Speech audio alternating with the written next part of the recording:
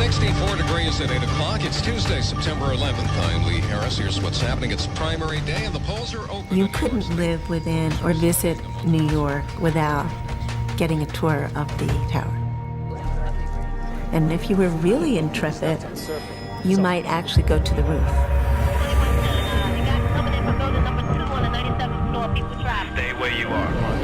When the World Trade Center buildings were going up, my dad told me, when those are finished, we're going to go up on the top. My dad said these buildings will last for 1,000 years. They'll be here forever.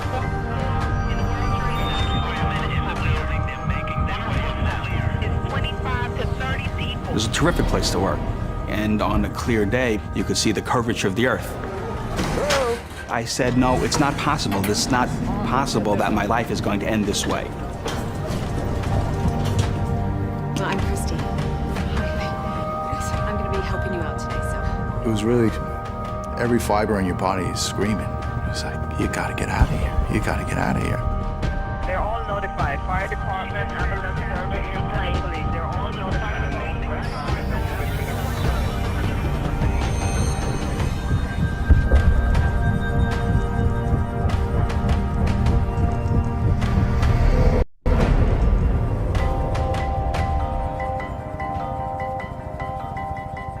British, huh? Afraid so. On the evening of September the 11th, 2001, the FBI were called in to Logan Airport in Boston to examine 2 check-in bags. The bags had missed their flight, an American Airlines Boeing 767 bound for Los Angeles.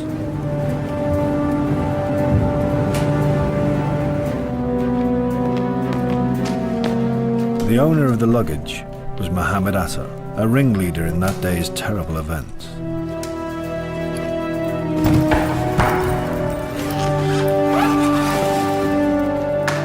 Inside one of his bags, the FBI made an extraordinary discovery.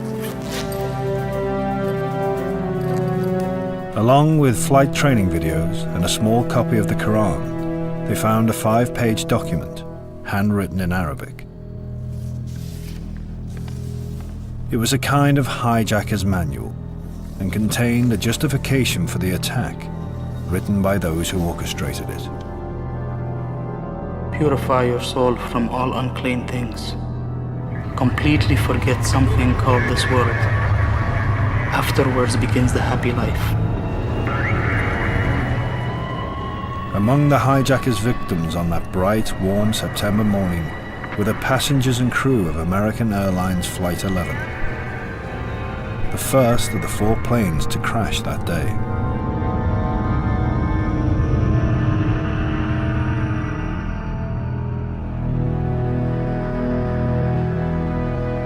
This film is the most detailed reconstruction yet of the last hour of Flight 11. From 7:46 a.m. when Atta boarded the plane to 8:46 when the Boeing 767 struck the North Tower of the World Trade Center in New York. A startling new picture emerges of precisely how the crew relayed valuable information about their attackers to the outside world. It was the first act in a long war.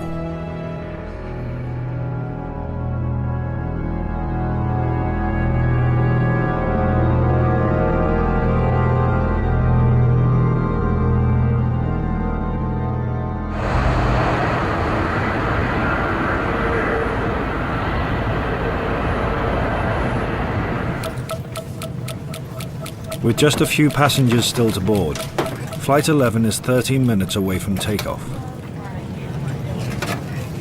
Betty Ong is one of the most experienced of the cabin crew. She wasn't scheduled to work today, but she's flying so that she can join her sister on a vacation in Hawaii. Right down this way, please. Hi. How are you this morning? Pretty good. Good. Amy Sweeney has 2 young Yes. children and is married to Michael, a Massachusetts police officer. You're welcome. Amy, she liked flying because it gave her the opportunity to do what she liked and be flexible with her time to spend with her family. Once we had kids, we made the decision that she would only work part-time and spend the majority of time with the kids and family. Hydraulics. Set. Windows, doors. First Officer Tom McGinnis is 42 years old and married with 2 children. He's a former Air Force pilot. Off. Cabin signs. On. Captain John Oganowski is 52 and married with 3 daughters. Before start checklist complete. He loved flying. He absolutely loved it.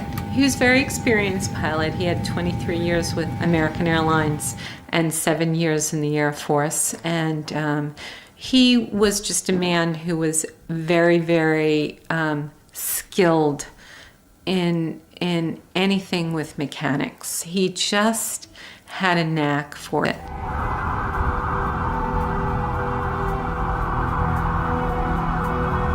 I'll call you when I know something.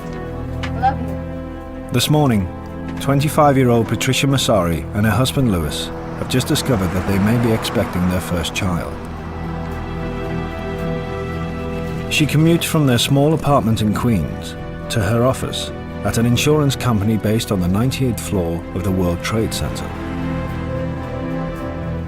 Lewis had wanted Patricia to take the day off, but she's determined to go into the office. Although I didn't really want her to go to work, I kind of wanted her to stay home so we can kind of like tell the news to everybody or, you know, confirm it totally, you know, through a doctor, whatever we had to do. This morning she particularly left early because she knew that she had things that she was behind it at work to keep her mind, you know, calmer throughout the day. That's what she wanted to do, get to work a little earlier. On her way to work, Patricia collects another pregnancy test, just to be sure. She plans to call Lewis from her office as soon as she gets the result.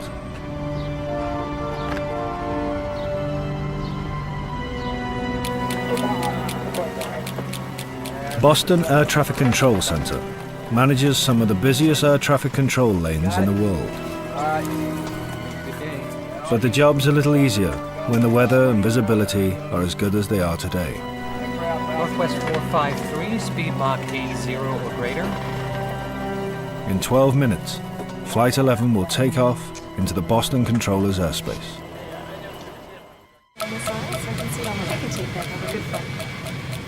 The last passengers are now boarding Flight 11.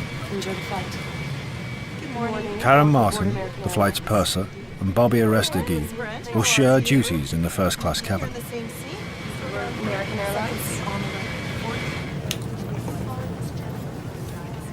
Among the passengers is Daniel Lewin, a brilliant and wealthy software designer.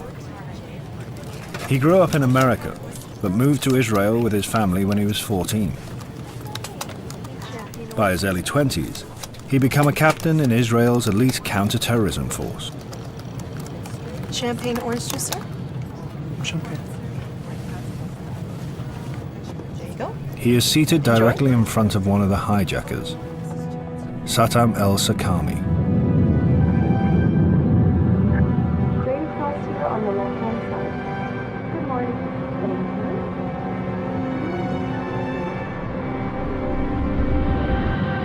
One of the last passengers to board is Mohammed Atta. When you ride the airplane and before you enter it, you make a prayer and supplications. As the Prophet, peace be upon him, said, an action for the sake of God is better than all of what is in this world. When you step inside the plane and sit in your seat, be busy with the constant remembrance of God. Morning, sir. God said, O ye faithful, when you find the enemy, be steadfast and remember God constantly, so that you may be successful.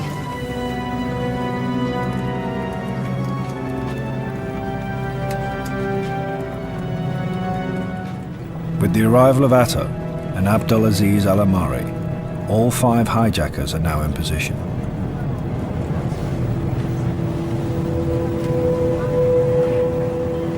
In the front passenger row of the aircraft are the brothers Walid and Wael Al-Sheri. Walid has a clear view of the cockpit door.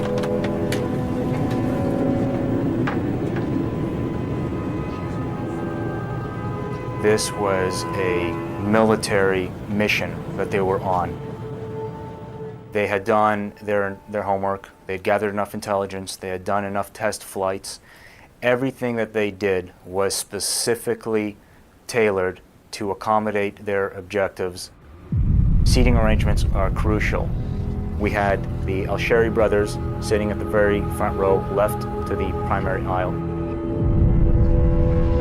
You had Atta and Abdulaziz Al-Amari sitting to the right of the aisle at a peak point.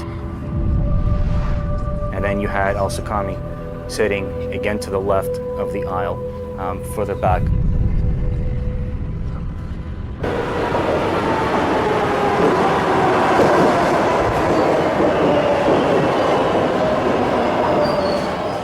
A Fresh Pond subway station in Queens, Patricia Massari catches the M train to downtown Manhattan.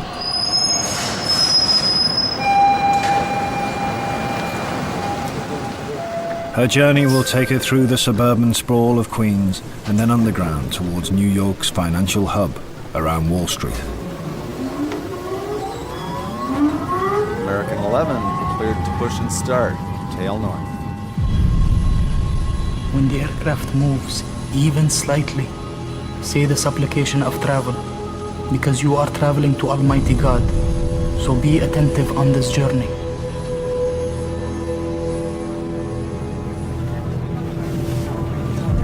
May we have your attention as we review the safety features of the 767 aircraft.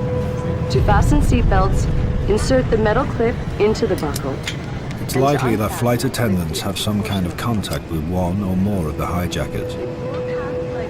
But all five would have been trained to blend in, to play by the rules, and do nothing to arouse suspicion. 2 overwing exit. Do not seem confused or show signs of nervous tension. Be happy, optimistic, calm, because you are heading for a deed that God loves and will accept. If the cabin pressure changes, an oxygen mask will appear from the panel above you. Pull the mask towards you and place the mask over your nose and mouth. Smile in the face of hardship, young man, for you are headed toward eternal paradise. Please take the time to review the safety features card located in your seat pocket. God is with his faithful servants. He will protect them and make their tasks easier and give them success and victory.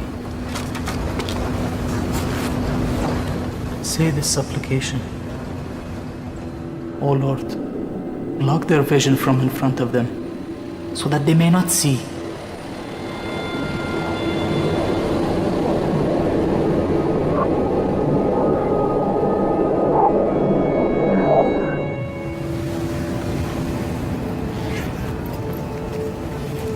While Flight 11 is waiting for clearance to take off, Mohammed Atta makes one last phone call.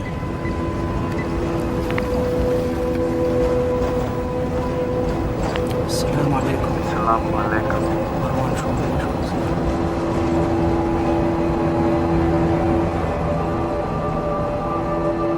It's not known what he says in a call that lasts just under a minute.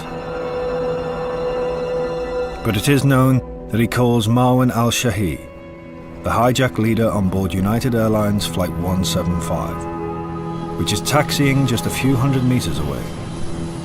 United 175 is also bound for Los Angeles, but will crash into the south tower of the World Trade Center.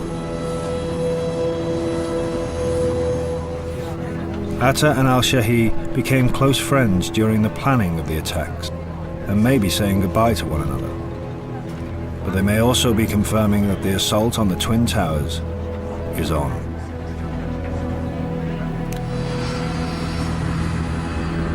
Apron, American 11, ready to taxi for runway 25.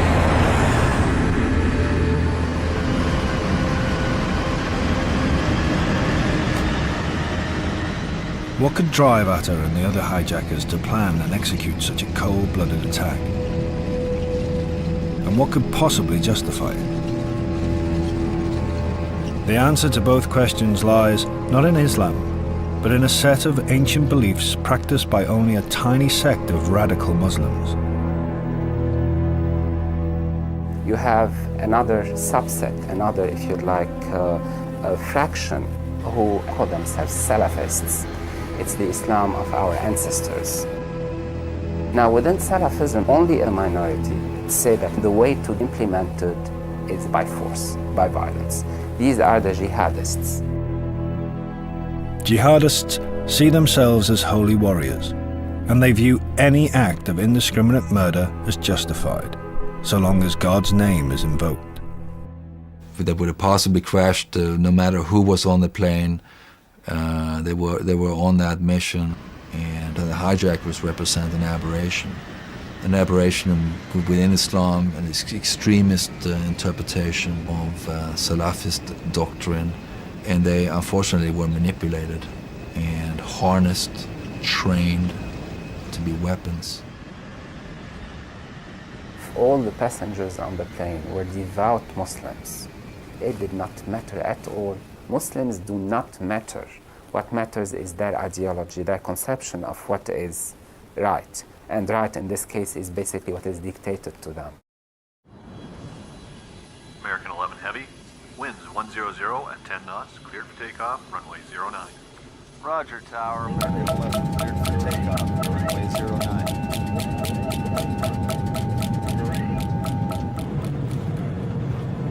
Then the aircraft takes off. This is the moment that both groups come together. So remember God as He said, O Lord, pour your patience upon us and make our feet steadfast and give us victory over the infidels.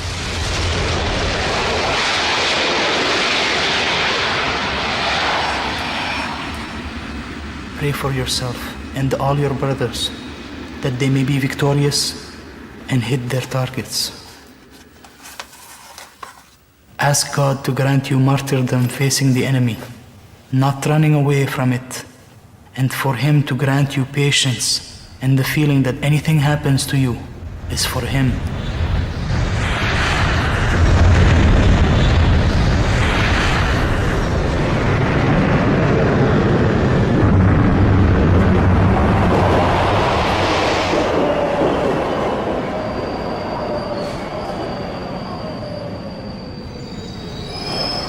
Patricia Messari arrives at Fulton Street subway station in downtown Manhattan.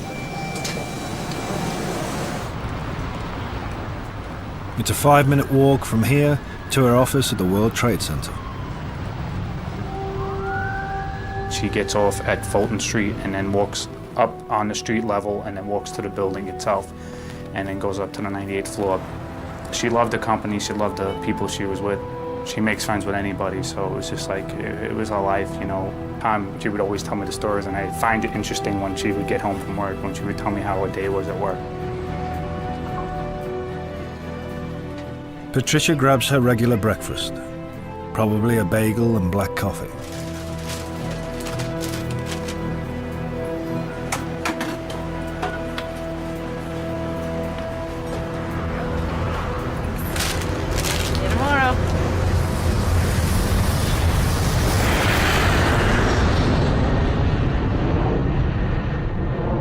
As Flight 11 climbs to cruising altitude, preparations for the attack begin.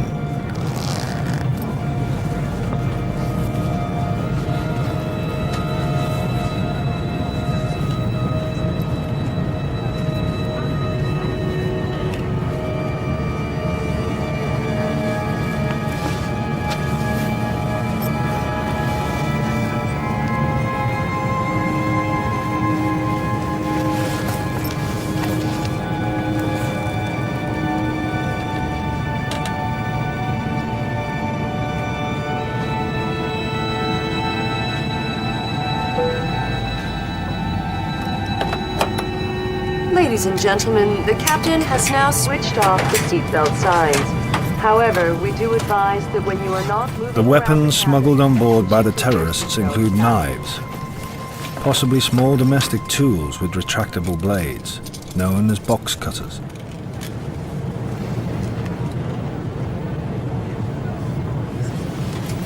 Following standard procedures, The flight attendants would close curtain dividers between the three classes of cabin, possibly obscuring any line of sight between Atta and the Al-Sheris.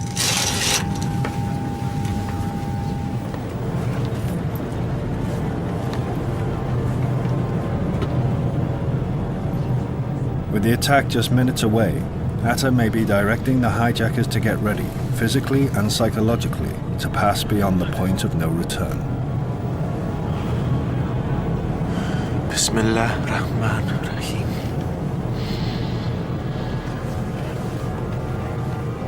You must make your knife sharp and must not discomfort your animal during slaughter. Remember the words of Almighty God. You were looking to the battle before you engaged in it. And now you see it with your own two eyes. At least one of the terrorists may have other weapons, including something that looks like a bomb. A black box with yellow and red colored wires. Is the bomb real? Or is it a hoax designed to ward off a potential counterattack by the passengers and crew?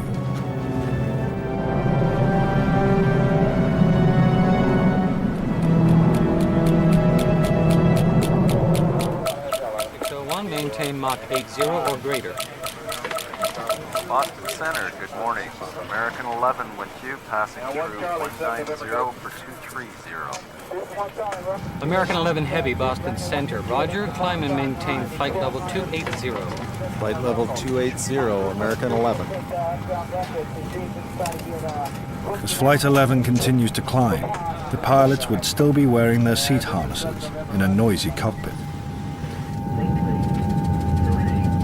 I think people need to understand that sitting in the cockpit, you're sitting forward, you're strapped in, you're low, you're at a complete disadvantage to anyone coming up behind you, especially people coming up behind you extremely determined to do you harm.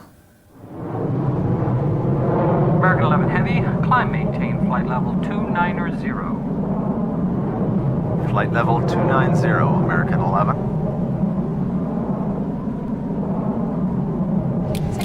FedEx 3601, contact Boston Center 125157. 2557. I have a friend. Oh, really? American 11, your traffic is at 2 o'clock, 20 miles southwest bound, Indy 8310. American 11, roger.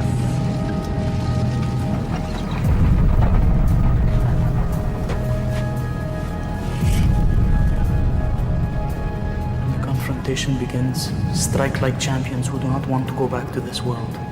Shout Allahu Akbar, because this strikes fear in the hearts of the non-believers.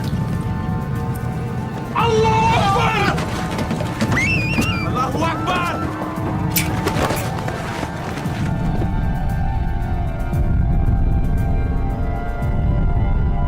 God said, strike above their neck. Strike at all their extremities. FedEx 3258, contact Boston Center 125.57. 12557, thank you. FedEx 3258. Good day. American 11, turn 20 degrees right. 20 right, American 11. What the hell's going on?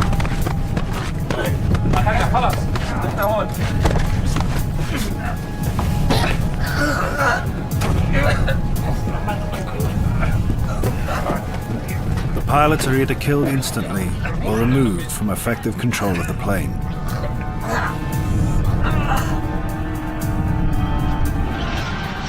At some point during the assault, flight attendant Amy Sweeney reports being shown the apparent bomb by one of the hijackers.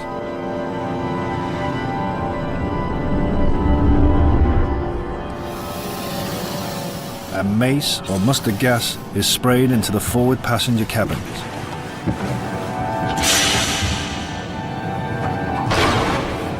Shortly afterwards, though, all 5 hijackers barricade themselves inside the cockpit.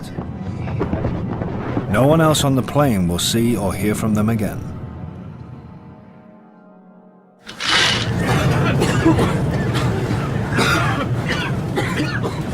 Passengers in first and business class are evacuated back to economy by the flight attendant.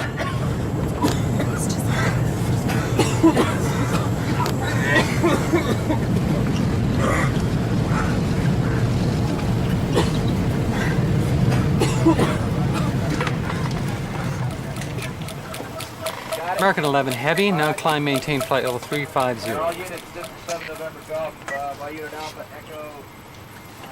Thanks for Alpha in here.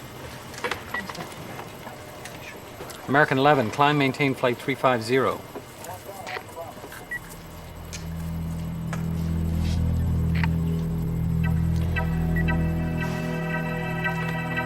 American 11, Boston.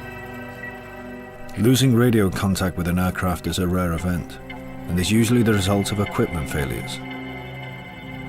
But it's a cause for concern. Echo Romeo 7, Mike Lima, how do you hear? Mike Lima has you loud and clear. American 11, Boston.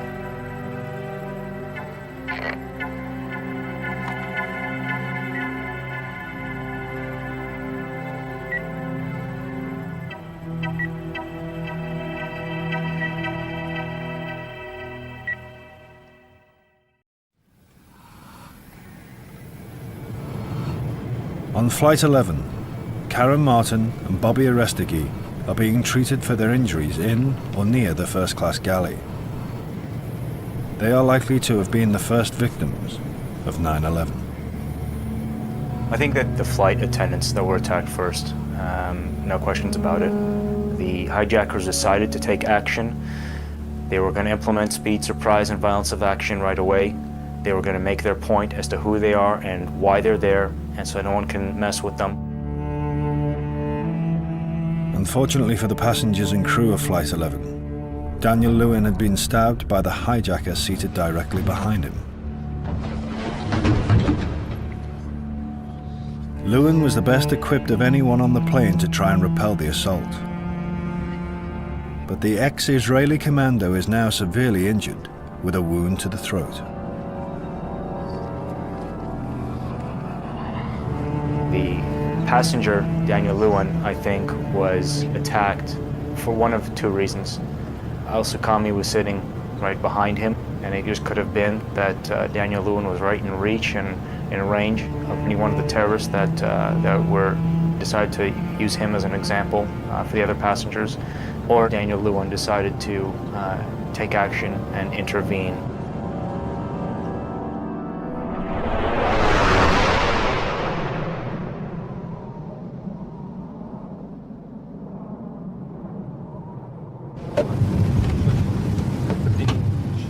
Soon after Boston, air traffic control loses radio contact with Flight 11. Its transponder is switched off.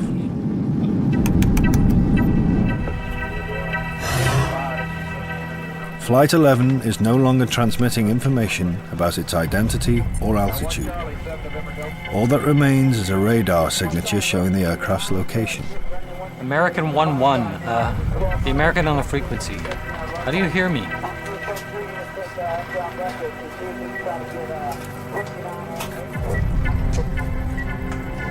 The loss of transponder data is serious, but the controller would know from the radar that the plane still appears to be in flight.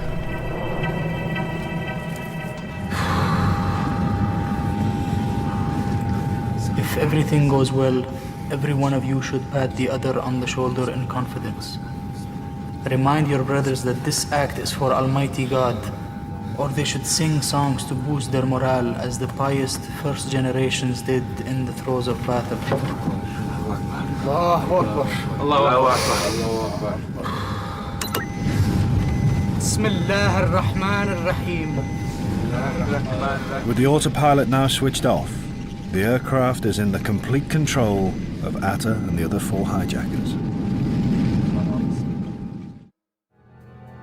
A mystery remains about when exactly the hijackers start to pilot the aircraft. One alternative scenario is that they force at least one of the crew to guide them nearer to New York without revealing their true intentions.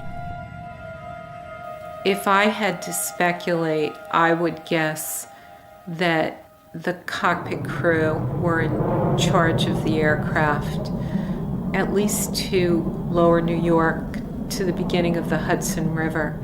It sounded as though the hijackers were able to take control of the aircraft somewhere over the Hudson River, somewhere where they could see the towers in the distance, because of course their skills could not have been that great in spite of them going through flight training.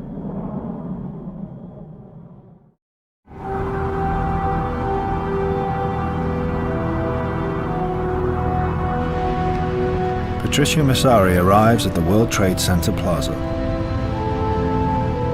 When she reaches her office, high up in the North Tower, she plans to carry out the second pregnancy test.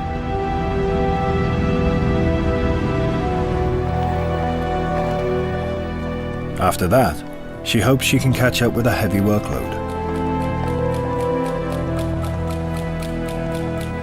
American 456, resume normal speed. American 11, if you hear Boston Center, ident please or acknowledge.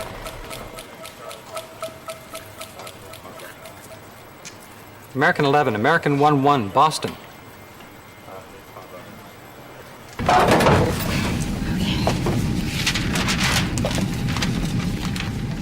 The flight attendants now organize themselves into teams to deal with the emergency on board and to get as much information out to the ground as they possibly can.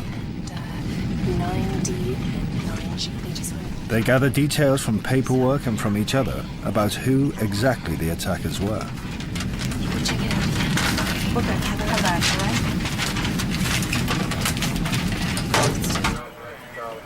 American 11, if you hear Boston Center, recontact Boston Center on 127.82. That's American 12782.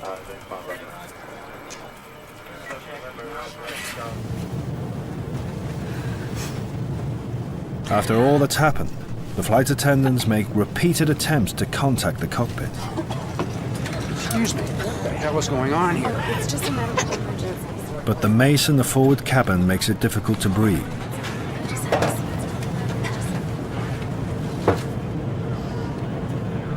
And all intercom calls to the cockpit go unanswered.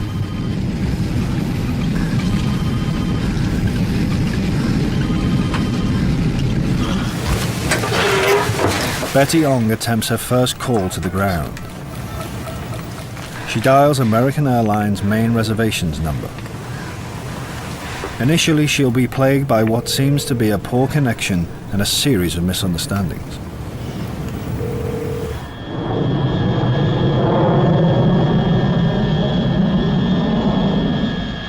I'm number 3 in the back. The cockpit's not answering.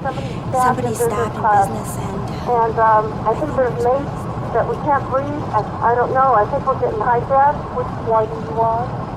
Flight 12. Betty mistakenly identifies Flight 12, the return journey from Los Angeles to Boston. And they're not answering. They won't. Amy Sweeney will later make the same initial mistake, suggesting that the attendants are frantically busy sharing information. go calm everybody down. The assault is over so quickly that no one is absolutely sure what has happened inside the cockpit. What seat are you in? Ma'am, what seat are you in? We're well... We just left Boston, we're up in the air. We're supposed to go to LA, and the cockpit's not answering their phone. Okay, but what seat are you sitting in? What's the number of your seat? Okay, I'm in my jump seat right now. Okay. At 3R. Okay, you're the flight attendant? I'm sorry, did you say you're the flight attendant? Hello? Yes, hello? What is your name? You're going to have to speak up. I can't hear you. Sure. What is your name? Okay, my name is Betty Ong. I'm number 3 on flight 11. Okay. And the cockpit is not answering their phone. And there's somebody staffed in business class, and we can't breathe in business class. Somebody's got mace or something. Can you describe the person that you said someone is what in business class? I'm sitting in the back. Somebody's coming back from business. If you can put on a freaking... Throughout her calls to the ground, Betty is interrupted by other attendants who seem to be acting as a relay team, sending constant updates from further forward. Bobby both got stabbed.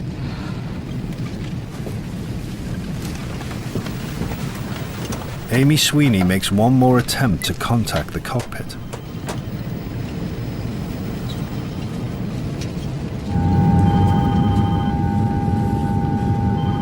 10 minutes after storming the plane, the hijackers decide it's time to talk to the passengers. But the wrong switch is keyed, and their announcement is broadcast to the ground. American 11, Boston. United 175 Boston Center, Roger. Is that American 11 trying to call?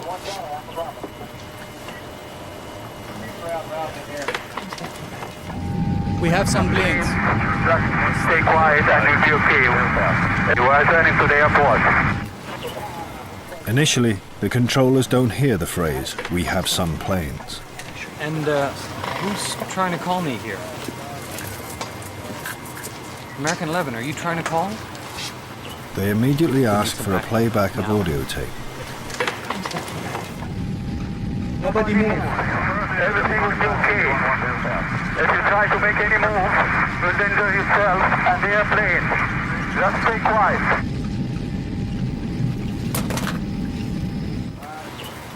We gotta make some calls. I'm on it. Boston controllers notify their chain of command that they believe Flight 11 has been hijacked. There are no reports of anyone on the plane hearing the hijacker's transmission.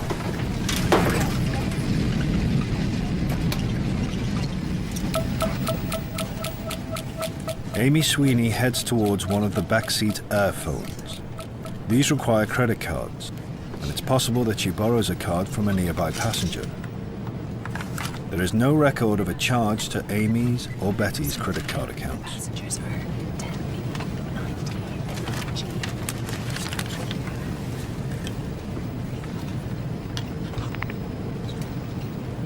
Hello, American Airlines Flight Services, Logan Airport. It's Amy Sweeney. So I was just in my office working. I had heard one of the ladies who was working in the office say very loudly, what? A flight attendant has been stabbed?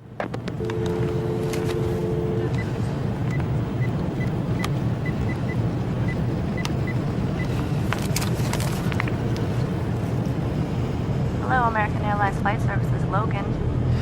It's Amy Sweeney. Listen and listen very carefully. I'm on Flight 11. The airplane has been hijacked. I have seat numbers. At that point, I took the phone and said, Amy, this is Michael Woodward. What's going on? Hey, Michael, this plane is being hijacked. After she told me that the aircraft had been hijacked, she started to give me information. I have seat numbers for 3 of the hijackers. She had given me the seat numbers that they were seated in. 9D, 9G, and 10B. And as I was writing down the seat numbers, my colleagues pulled up that information. In the computer system, they could pull up who's sitting in that seat. And up came Mohammed Atta's reservation.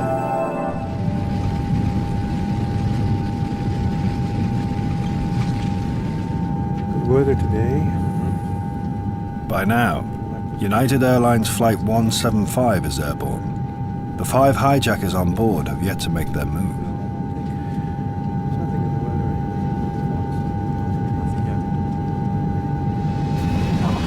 On Flight 11, Betty Ong reveals that despite the risks, cabin crew members have made at least one attempt to gain physical entry to the cockpit.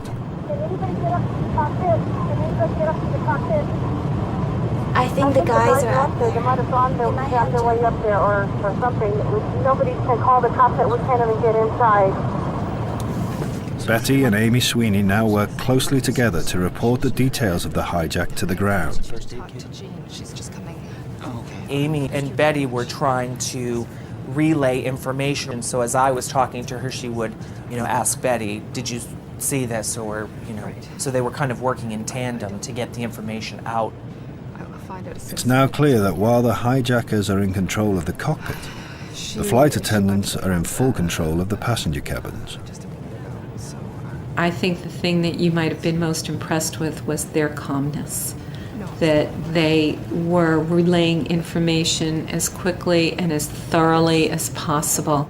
I know as a crew member for American Airlines that they were following procedures to ensure a safe landing and the safety of all the passengers on board.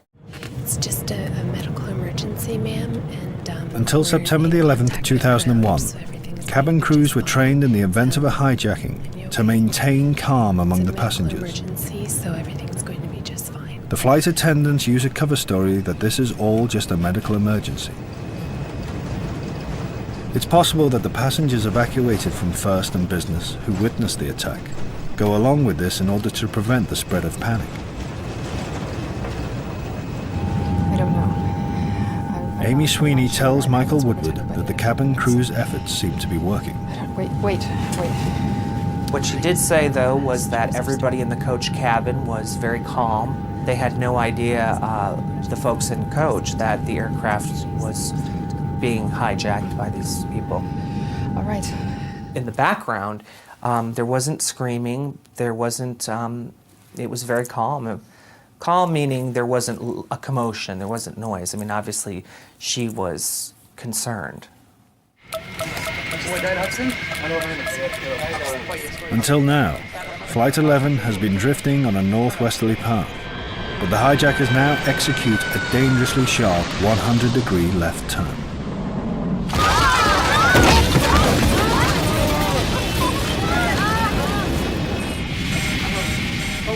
The plane is now heading south, erratically following the course of the Hudson River, which leads straight to New York City.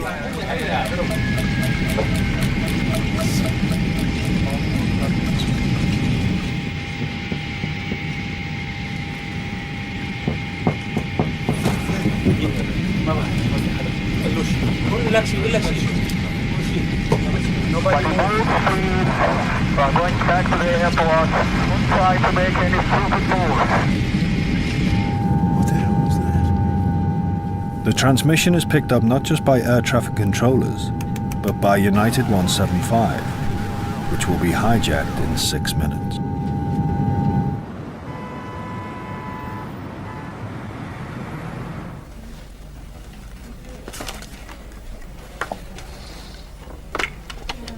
Having done a second pregnancy test, Patricia Massari calls her husband with the news that it's positive. She's excited, Hi. but also a little nervous. Yeah, I did.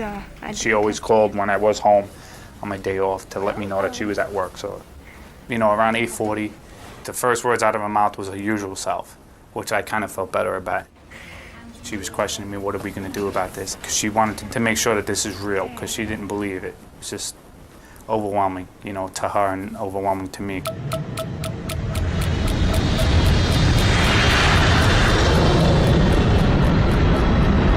We're making another sharp turn, all the way onto our side. Flight 11 has made another dangerous course change, possibly as a result of the hijackers' inexperience as pilots. Boston air traffic controllers radio United 175 to ask if they see Flight 11. You have traffic. Look at your 12 to 1 o'clock at about 10 miles southbound to see if you can see an American 767 out there, please. I see him. Affirmative, we have him. He's at about 29, 28,000. United 175, turn 30 degrees to the right. I want to keep you away from this traffic. Boston controllers now break official protocol and try to make direct calls to the military. Hi, Boston Center, Team U. We have a problem here. We have a hijacked aircraft headed towards New York, and we need you guys we need someone to scramble some F-16s or something up there to help us out. Is this real world or exercise? No, this is not an exercise, not a test. It will be another 9 minutes before fighters are scrambled.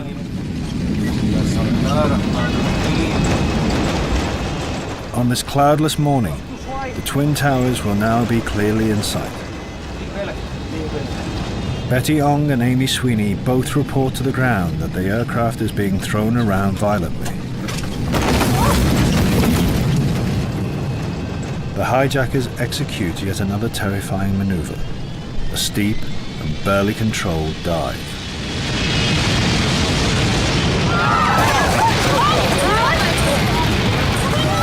Michael, before making a rapid descent. She was now starting to get scared.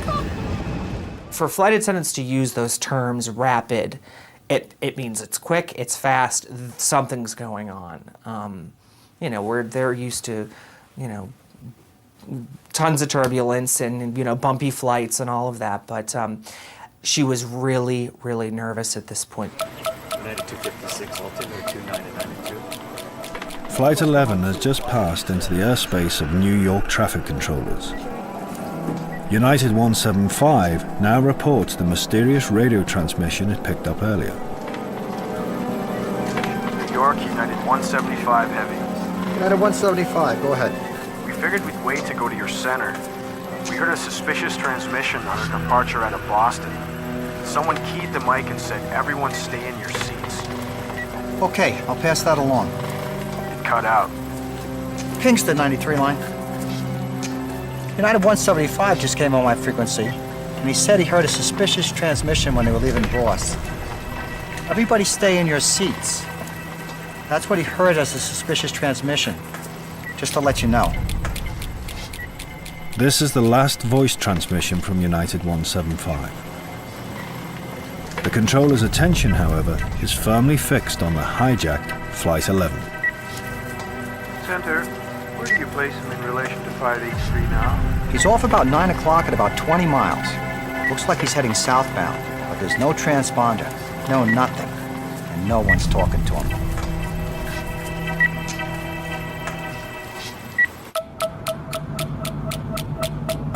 In Manhattan, the rush hour is reaching its peak. Over 1 million commuter cars are heading over the bridges and through the tunnels into an island just 13 miles long. If you see the enemy as strong, remember the groups that had formed a coalition to fight the Prophet. They were 10,000. But remember how God gave victory to his faithful servants. Do you know any information as far as the gentlemen there in the cockpit with the pilot who they took first class? Yes, they're sitting in 2A and 2B. They were sitting in 2A and B. Yes. They are in the cockpit with the pilot. Yes, they are. Is there a doctor on board that he doesn't see? A nearby aircraft receives a coded Emergency Locator Transmission, or ELT, from United 175, which has just been hijacked. Center, US Air 583. US Air 583, go ahead. I just picked up an ELT on 121.5. It was brief, but it went off. Okay, they said it's confirmed, believe it or not, is a thing. We're not sure yet. So we're trying to get another aircraft right now to see what his altitude is. The controller follows procedures by using the word thing instead of hijack. He now directs other aircraft away from the flight paths of American 11 and United 175. Can you turn that Delta 2433 a little bit to the right? They got that Eagle flight in there, and the guy at 310 that they want to take a look at this American and see what his altitude is. Can you put him on a 290 heading and stop the Delta 1489 beneath them? Flight 11 is now heading south over Manhattan itself. The aircraft's airspeed has increased dramatically since the dive. When the 0 hour approaches, wholeheartedly welcome death. For the sake of God, always be remembering God. Either end your life while praying seconds before the target, or make your last words, "There is no God but God, Muhammad is his messenger." Afterwards, we will all meet in the highest heaven. Inshallah. What's happening? All of a sudden, she said, you know, what's going on? What's happening? I don't know if she was talking to Betty or if she was just verbalizing it. The airplane's all over the place. I asked her, can you look out the window? This was right near the end of our conversation. She said, I see water, I see, we're flying low, we're flying way too low. I see buildings, I see lots of buildings. I see the water. I see the buildings. I see buildings. We're low. We're far too low.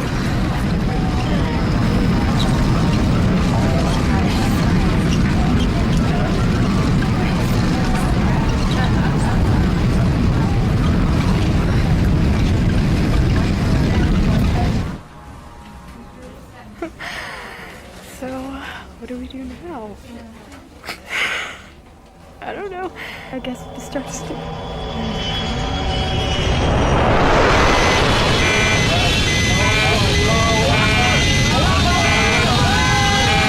So where are you from, London?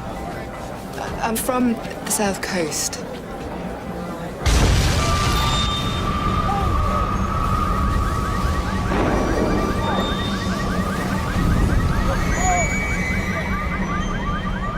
At 8:46 a.m., American Airlines Flight 11 smashes into the north side of World Trade Center No. 1.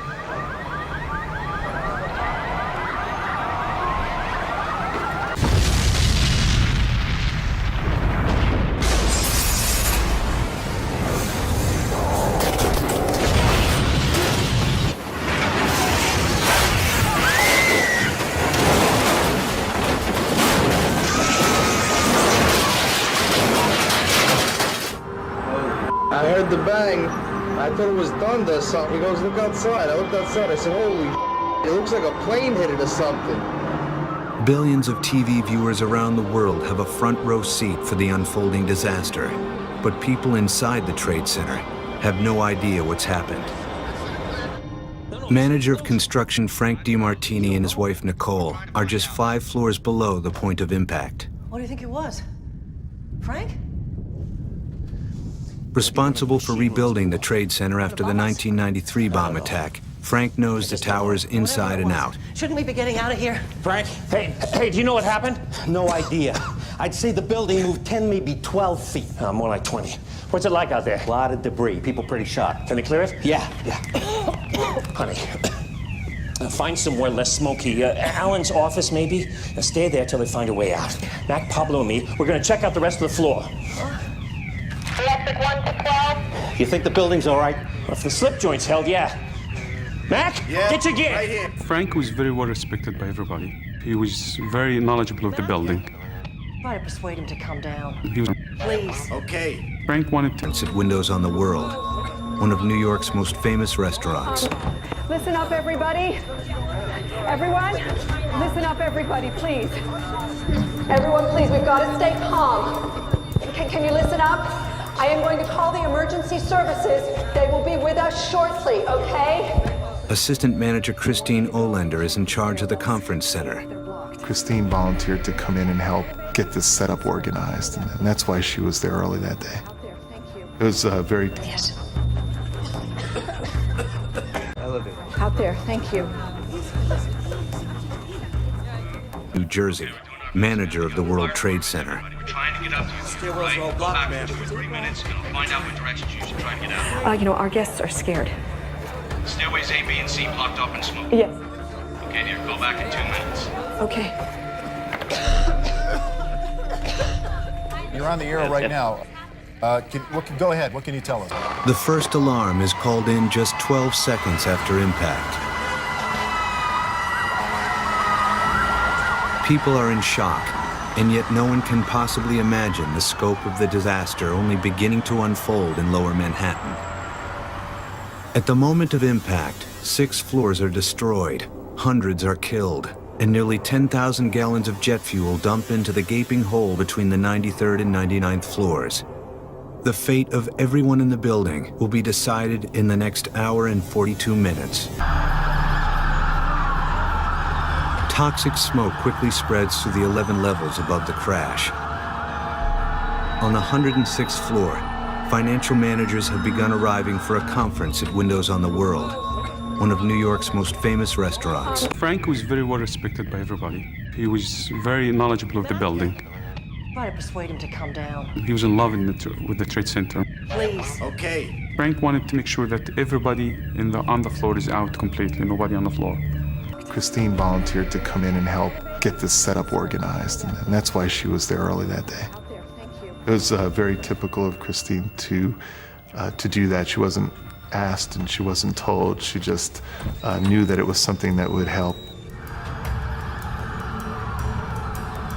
Port Authority Police Officer Mag. Yes, hi, this is Christine, Assistant GM of Windows. We're getting no direction up here. We're having a smoke condition. We have most people on the 106th floor. The 107th floor is way too smoky. Christine calls the in-house police force of the Port Authority of New York and New Jersey, manager of the World Trade Center. We're trying to get up to you. Stairwells are all blocked, man. 2 or 3 minutes, and I'll find out what directions you should try and get out. Our guests are scared. Stairways A, B, and C blocked up and smoke. Yes. Okay, dear, go back in 2 minutes. Okay. You're on the air right now. Go ahead. What can you tell us? This just in, you are looking at obviously a very disturbing live shot there. That is the World Trade Center, and we have unconfirmed reports this morning that a plane has crashed into one of the towers of the World Trade Center. Clearly, something relatively devastating happening this morning there on the south end of the island of Manhattan. The point of impact fatally divides the North Tower. Only people below the 93rd floor have access to escape routes. 6 floors below the crash site, investment banker Hong Zhu attempts to call 911 from the rubble of his office. I say we go now. Sorry, your call cannot be taken right now. Please hold the line. We just suddenly felt there was a big shake, a rumble. I say we go now. You can't just hang around waiting for something. And after that initial rumble, we looked around. The ceilings caved in, and we didn't know what happened. Come on, kiddo. We need to get out of Hong's colleague, Harry Ramos, is a head trader at the May Davis Group. Coming with us? I think we should stay here and wait for instructions. But why? It's an emergency. Somehow I remembered in 1993 there was an incident in World Trade Center, and some people died.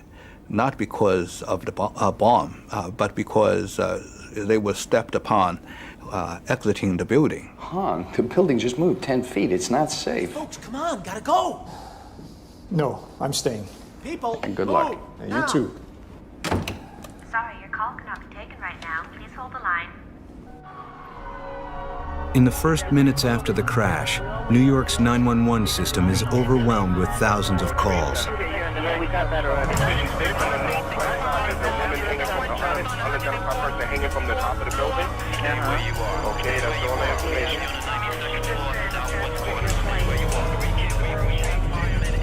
Port Authority emergency lines are also flooded with desperate calls from people inside World Trade Center 1 and from family and friends trying to reach them. We want you out the building, ma'am. Sir, there are emergency services on their way to you. Evacuate the building. Emergency services are on their way. Most people in the North Tower choose to evacuate, Do not use the elevator, use the stairwells. Evacuate the building. but many are stopped by automated security announcements telling people to stay where they are. All personnel, remain at your desks. Please remain at your desks. All personnel, remain at your desks. Hi, I'm calling on the 43rd floor. What are we supposed to do? We want you out the building, ma'am. Do not use the elevator, use the stairwells. Evacuate the building. But they're saying not to. All personnel, remain at your desks. Please remain at your desks. I'm gonna put you on hold. Could you just hold the line for a sec? PA's telling them to stay where they are. What? Can we turn it off from here? No.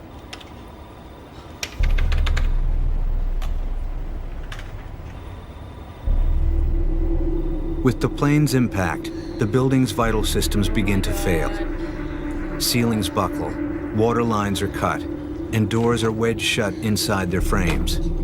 Many people are prisoners in offices throughout the building. This is SCC. Hello? Hello, we need some assistance. Flight 11 wipes out all 3 stairwells and every elevator to the upper levels, trapping 1,355 people above the point of impact. They're a quarter mile in the sky, and there is no way down. Sir. Sir, did you check out the elevators? Yeah, but they're all burned out. Right. We need water. The faucets aren't working. Can you please try to find some bottled water? Water from the vases, anything? Thank you.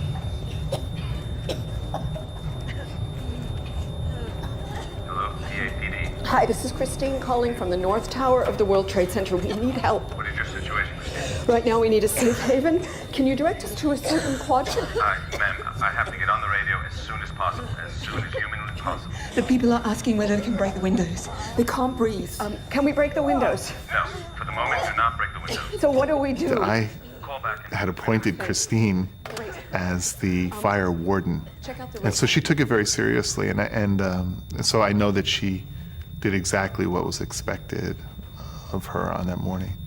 There's a service exit onto the roof. It's usually locked, but you never know. I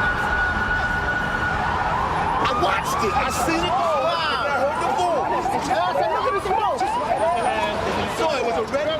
It's the largest rescue operation in New York City history.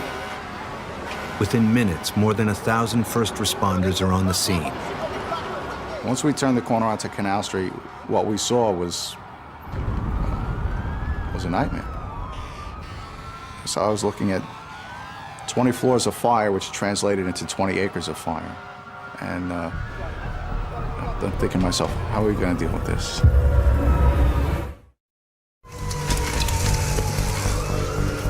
Okay, come on, guys, moving through. Watch your step. Come on, come on. No fireman has ever faced a skyscraper blaze of this scale. Get through.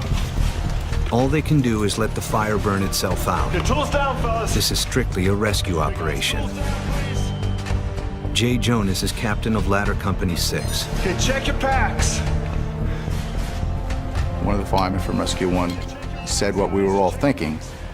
He came out and he said, "We may not live through today." And we all looked at him and he says, "You're right." And we stopped and we took the time to shake each other's hands and wish each other good luck. Not yet, guys. They've had their orders. We haven't had ours yet. But out of all those guys I was surrounded by, I'm the only one who's alive. They all perished.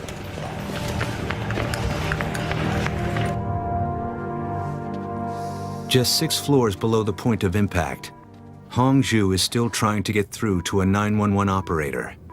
Sorry, your call cannot be taken right now. Please hold the line. For Harry Ramos and his colleagues from May Davis who have chosen to evacuate, conditions in the stairwell are bad and getting worse. It's better through here. Anybody got any water? Get a piece of fabric, clothing, handkerchief, anything. Yeah, I've got my lucky shirt here. Some water on it. Mass evacuation was never one of the safety plans considered when the World Trade Center was built. There are only 3 narrow stairwells in each tower.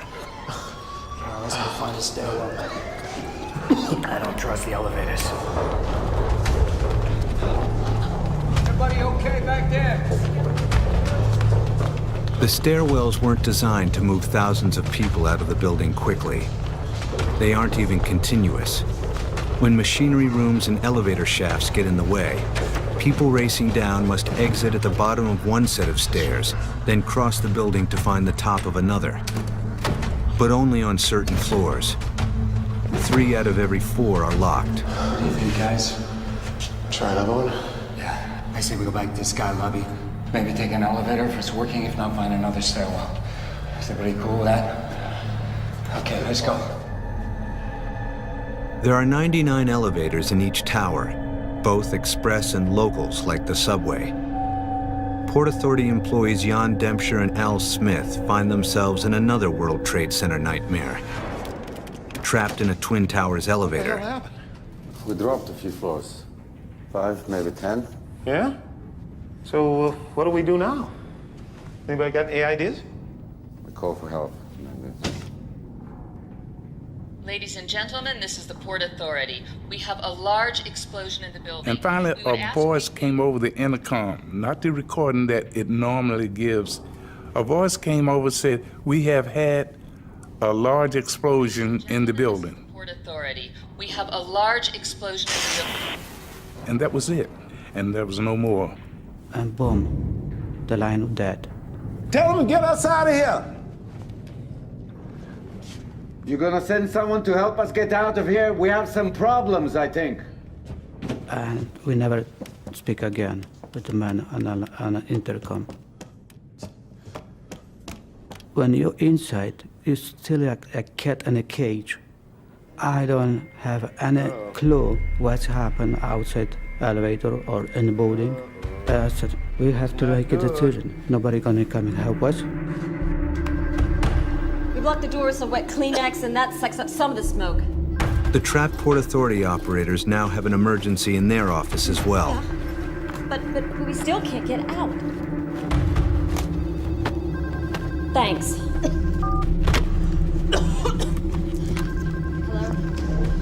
Hello?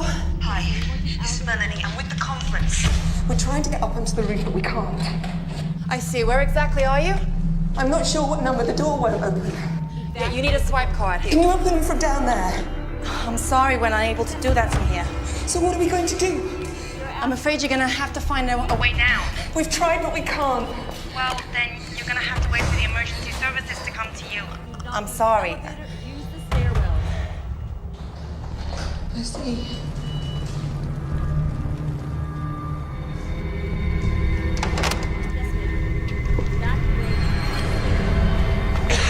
Even if Melanie DeVere and the others could make it onto the roof, escape would be impossible. There is no official plan for helicopter evacuations, and conditions are too dangerous to try. Police pilots circling the tower have been forbidden to land or rappel down to the building. All right, just through here. That's it, keep low. Watch your heads. That's it. All right, everything's fine. Janet, you take him through. Frank. Oh, Frank, are you hurt? No, I'm fine. Frank, his wife, was telling him, come on, join me, let's, and she kept actually, Nicole, saying that to him, and he told her just to go, I'm gonna meet you downstairs. No, please, No, Frank. look, there are people trapped up here. I know this building, I know how to get them out. I know what you're thinking. Don't. I'll be fine. And that's where Frank would always cross the line. Mm-hmm. I mean, you would say, okay, I've done what I can do, I'm gonna get out of here. And Frank just never had that point. Frank? I say we check out the tech room. Sure. Hey. I'll see you in a few minutes. Come on, let's go. What Frank doesn't know is that a Boeing 767 has sliced through 36 support columns, with critical fireproofing blown away by the force of the crash. The towers were designed to survive the impact of a commercial airplane. But inside the gaping hole, the heat of the burning jet fuel is enough to soften unprotected steel. One floor closer to the fire is Rick Bryan, a manager at MetLife. I'm one step into the hallway, and I was struck by the blackness that was in front of me. It was the deepest, the richest black that I had ever seen. Anybody there? Anybody there? And I'm thinking to myself, you know, you have the keys to the door. You can easily open the door and go back from where you came. Hello? But can you be certain that your keys are going to work? Hello? And I was frightened. I was very frightened. So instead of continuing down the hall, I went back into our office and let the door close.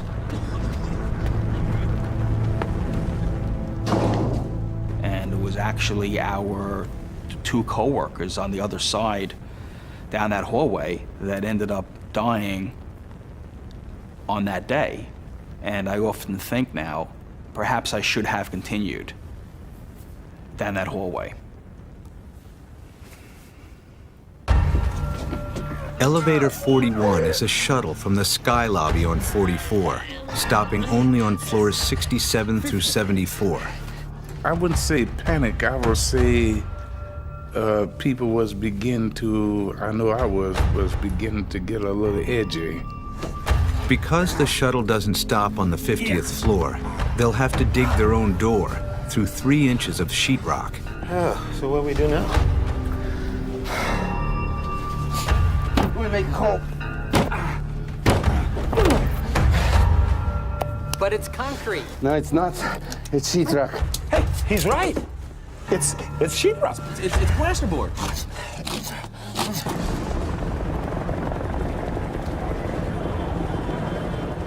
This is Christine again on Windows.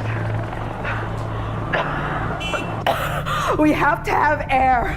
The fresh air is going down fast. I am not exaggerating. Ma'am, I know you're not exaggerating. We're getting a lot of these calls. We're sending the fire department up as soon as possible. What are we going to do for air? Ma'am, the fire department's on its way. Can we break a window? You can do whatever you have to do to get the air. Break a window, somebody! Break a window! There were no evacuation plans because builders assumed fires could be contained without spreading to other floors. Firemen call it defend in place. In theory, everyone else in the building.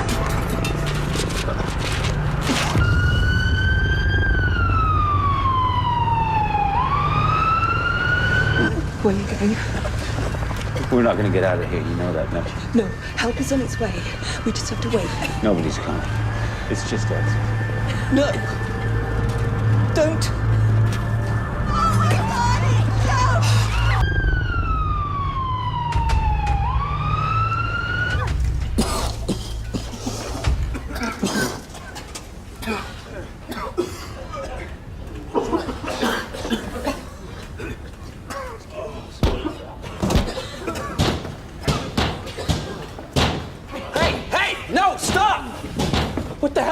You trying to kill us all? You break the window, you're gonna let the air in. Get away from the window. This whole place will be in flames in minutes. Come on. And I saw coming down behind them outside Looked like a suit or something. a man's suit. And I said to myself, why would anyone do that? Who would throw a suit out the window? What is that about?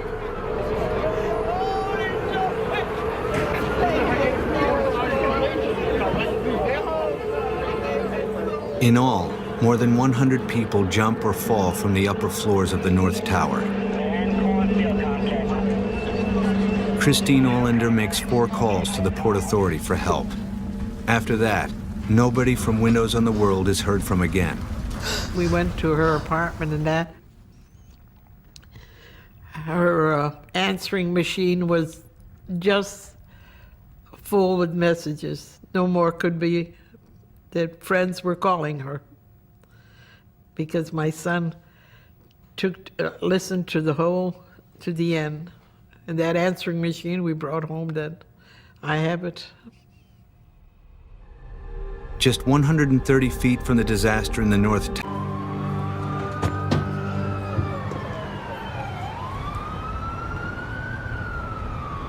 I'm not sure about this, guys.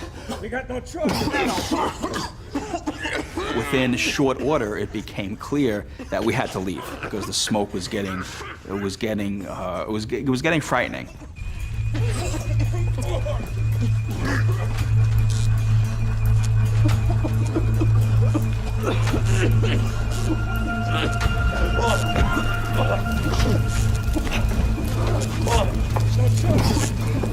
Hey, guys, this way.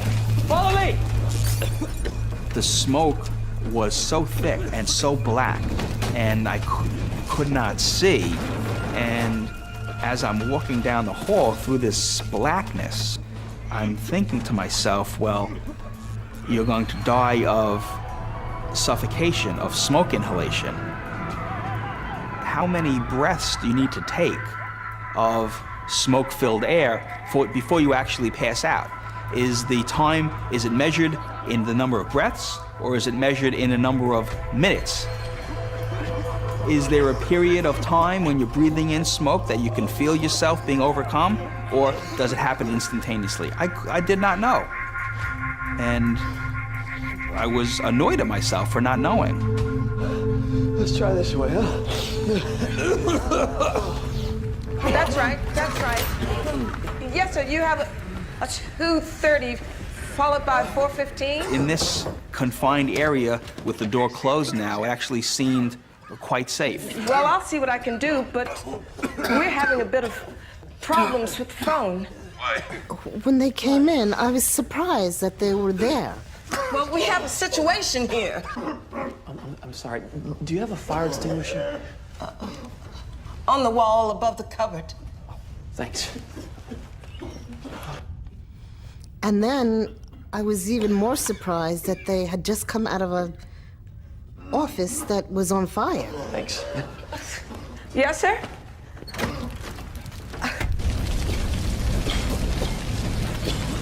I said to myself, look, you have to do something. Within 2 seconds, I realized what a ridiculous task I was trying to accomplish. I was trying to put out this inferno with this stream of fluid that couldn't have been more than 1/4 of an inch wide. My heart went into my throat from my chest. And at that point, I knew we were in trouble.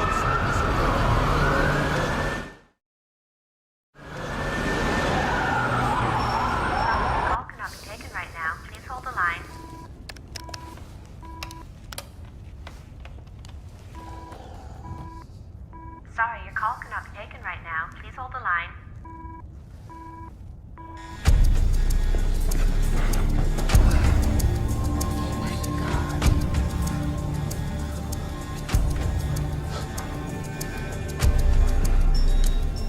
Harry Ramos has reached the Sky Lobby on the 78th floor. A high-speed express elevator to the lobby would take seconds. But people are instructed to avoid elevators in a high-rise fire. Harry is committed to using the stairs, if he can find them.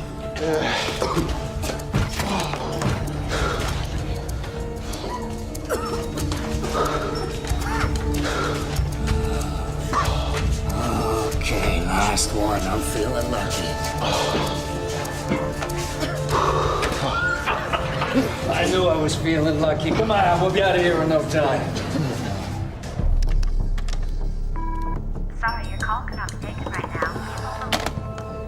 Still in his office on the 87th floor, Hong Ju has been calling 911 since the moment of impact, and finally gives up.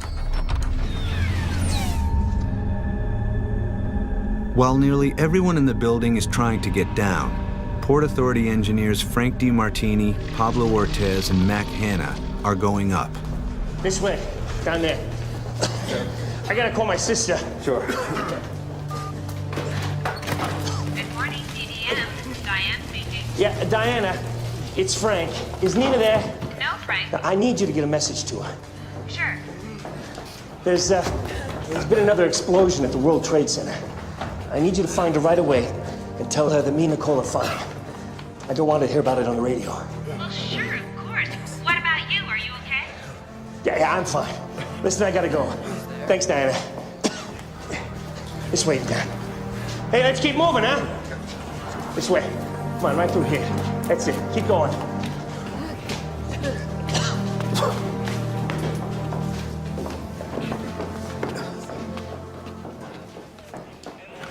Less than 15 minutes after the crash, Ladder 6 Captain Jay Jonas receives his orders to go up the North Tower. He just closed his eyes and he shook his head and he says, just take your guys upstairs and do the best you can. And out of the corner of my eye, I saw a big black shadow on the ground. Still don't know. We heard that a plane had hit. And Stanley Premnath is already back at his desk in the South Tower. His round-trip journey to the lobby took just 15 minutes. yeah, I guess. So I'm standing up with the phone in my hand. But we're fine. My coffee and bagel that I bought when I was coming up still sits there on the desk. And I'm looking towards the Statue of Liberty, the direction of, with the phone in my hand. And that's when the plane caught my eyes. And this plane is bearing down on me. Eye level eye contact. I'm hypnotized standing up there. I'm not having time to react. All I'm looking at is this plane, and it's getting bigger, bigger, bigger. Lord, I can't do this, you take over. And I dove under my desk. What's the other jet doing?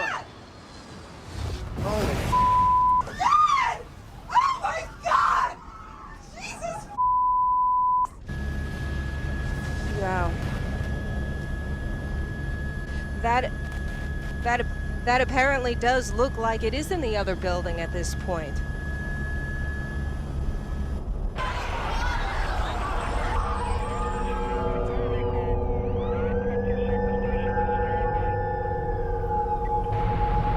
All right, this is 1690. We just had a call. The caller hung up, but he said a new explosion just happened at 2 World Trade Center on the 80th floor.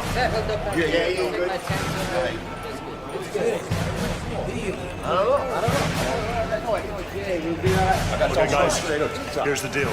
It's a raw one. We have to go to the upper floors for search and rescue. Only thing is we can't use the elevator, so we're gonna take stairwell B. 10 floors at a time. 10 floors, quick rest, 10 more. I told them, I says, they're trying to kill us, boys. I says, let's go to work. And to their credit, every one of them, they looked at me and says, okay, Cap, we're with you.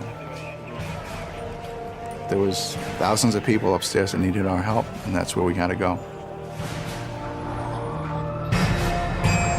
Carrying over 100 pounds of equipment, Jay Jonas and his men are facing hours of climbing to make their way up the North Tower.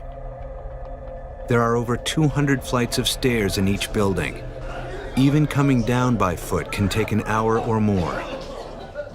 But emergency lighting has been improved since the '93 bomb attack. Thousands of people use the stairs to exit the building. And yet, some are unable to get out on their own. One of them is Victor Wald. Now, he made it from the 83rd floor down to the 59th floor. So he made it down over 25 flights. Sir? Do you need a hand? I just think probably he just became more frightened. Sometimes you just become, you can't move your legs anymore. I'll send someone back up to find you.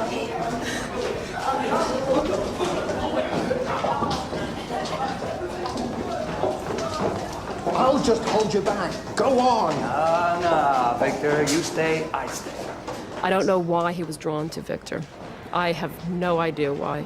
You guys don't need to hang around. Why don't you take off? I'll meet you downstairs when we get there. They had no connection. They didn't know each other at all. They just could have walked by him like a lot of people would have done. Come on. Yeah, let's get you on your feet. That was when I saw Harry was helping a gentleman who I did not know, and quite slowly. Hey, you decided to take the day off after all. Hong, this is Victor. Victor, this is Hong. We're gonna help him get out of here. Okay, guys, let's take a rest here.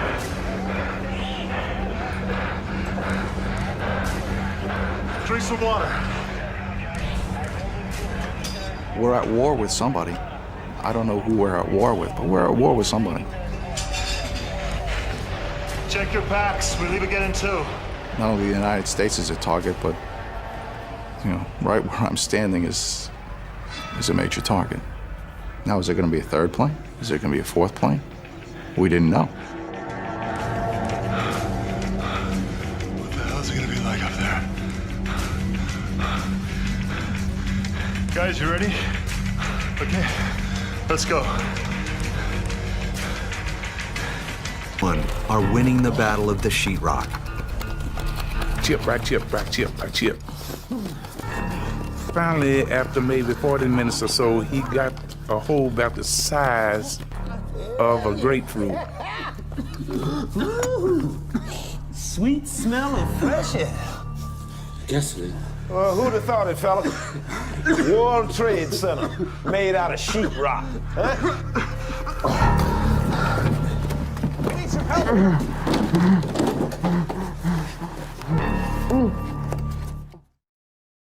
Calling up from her is 100th floor World Trade Center. 100. She was able to speak, just barely. Frank, Pablo, and Mac are still rescuing people trapped in offices in the North Tower, Don't take the elevator. but finally begin to think about saving themselves, too. We're sending 2 more down. We're coming down, too. Do you copy? I think he truly did know every inch of the building, both buildings, of the towers. He knew him. Let's head down. Listen.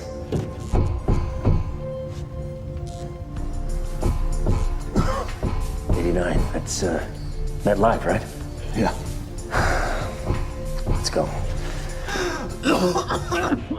Help! We're stuck in here! We can't get out! Help! It was apparent that within a few minutes, the smoke would be thick enough and we would not survive. Wait, I think I heard something. And I hear the pounding, pound, pound, bang, bang, bang. Nobody knew that the wall was merely a plasterboard or sheetrock. Stand back. We're coming through. I thought it was concrete. It looked like concrete. It was painted like concrete, but I didn't know. Nobody knew. Hey, anybody hurt? No, everyone's okay. All right. Coming through, Mac! All right, everybody, this way. On this day, these fellas that were gray-collar workers and blue-collar workers had the wherewithal to save everyone else, while the lawyers and the accountants didn't quite know what to do and had no sense of how to act in this situation. And these fellas did. You all right, sir? Frank, take him down. No. I'm staying here. Frank, Nicole's waiting for you. She'll be waiting for you. Mac? Yeah? Can you get him down? Frank, you go. No. We'll be right behind you after we check out the other floors. Okay. This way, sir. We should head up. If there are people trapped here, there are probably others. You think the structure's holding up? I don't know. That's what we gotta find out. We should head down. And I just said, Thanks, huh? and he nodded back in return. And that's the last I saw of this fella, until I was flipping through the pages and pages and pages of obituary photographs several weeks later. As I'm flipping through these pages of hundreds of people, I see this fella's face. I'm like, that's the guy. That's the guy who I was nose to nose with. And I saw his name, Frank DeMartini. And now I knew who the fella was. But here he was. Here was his picture, and he didn't make it out. Breaking news from WTOP. A news update. 2 passenger jets have crashed into the Twin Towers of New York's World Trade Center. The disaster happened shortly Right now, all of Lower Manhattan is shut down. Everybody here is scanning the skies looking for a possible attack. Every silent rescue crew has been told to be ready back. For Harry and Hong, the elevator is a last resort. It could be dangerous, but it may be their only hope of getting Victor out of the building. Look, if everyone agrees, I'm happy to volunteer. You okay with that? Yeah.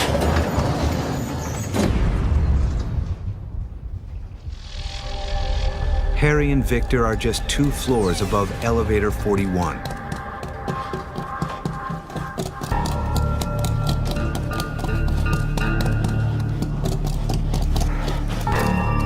Can you see anything?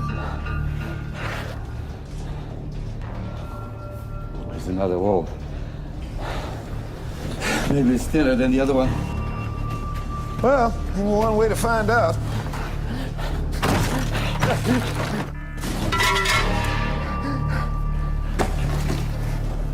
Where are we?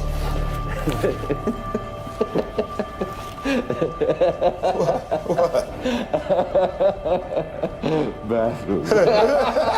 Yes, yes. Say, anybody need to go to the bathroom?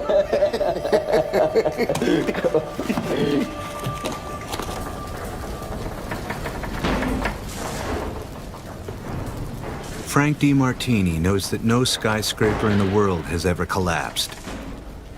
The very possibility that one of the Twin Towers could collapse has been inconceivable until now. Pablo? Yeah. I don't like the look of this. Construction manager to base. I'm on the 78th floor, North Tower. The express elevators are at risk of collapse. The steel is failing. We need a structural engineer. Do you copy? Construction manager to base. I'm on the 78th floor. Fire department, I copy you. Yeah, I need a structural engineer in the 78th floor sky lobby now. The elevators are at risk of collapse. Do you copy? Frank's message is the first and only time an expert on the inside warns that the structure could be headed toward catastrophic failure. The intense heat is weakening the steel in the floor trusses, causing them to sag. If they start to collapse, the added weight will be too much for the floor below. Once it starts, it won't stop. Every time we think it can't get any worse, we are now learning that the FAA is shutting down all takeoffs anywhere in the country. Now, the FBI, according to the Associated Press, is investigating reports of a plane hijacking just before those crashes. President Bush calls this an apparent terrorist attack. The president is in the air. He's returning to fighter aircraft armed with guns and missiles have direct orders to divert and/or shoot down any plane that seems bent on crashing into something else. Now we have unconfirmed reports there has been an explosion. There is a fire at the Pentagon here in Washington. A huge fire has engulfed the Pentagon. And even more terrifying, a big chunk of the building has been destroyed.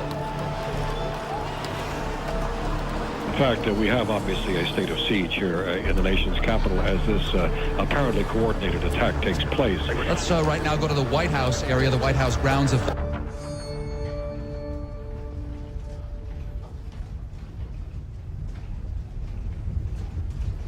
Looks like he got stuck or got out. He'll come back. But what if he doesn't? And we'll think of something else.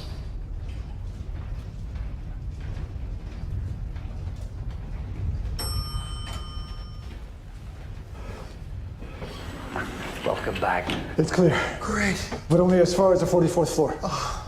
Come on, it's better than nothing, Victor. All right. Almost home, huh?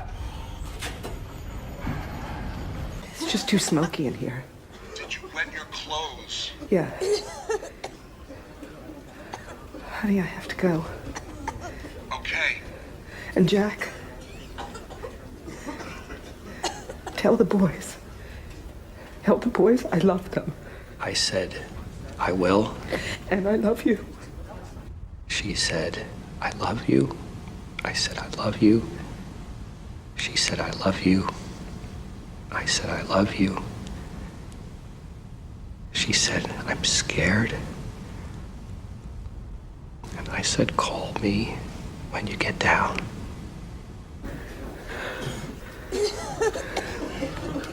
Oh, God.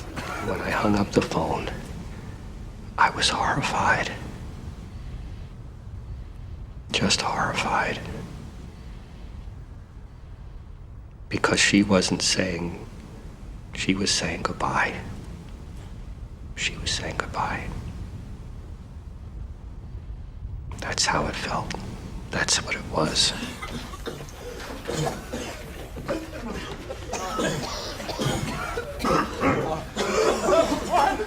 When we hung up, I called our minister and I asked him to pray, and he said he'd have a prayer chain, and then I prayed. And I felt her body go right through mine, and I knew she was gone.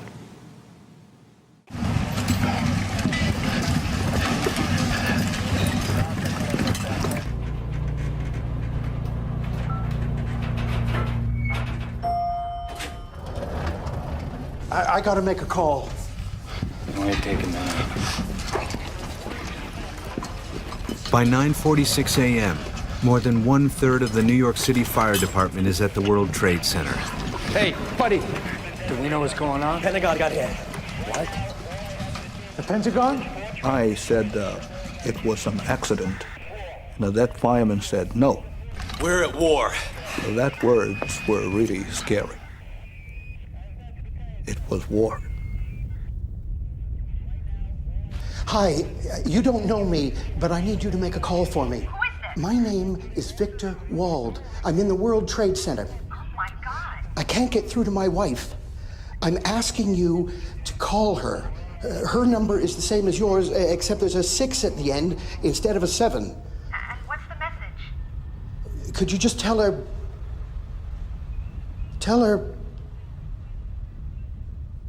I'm all right. Okay. Okay, I will. Thanks.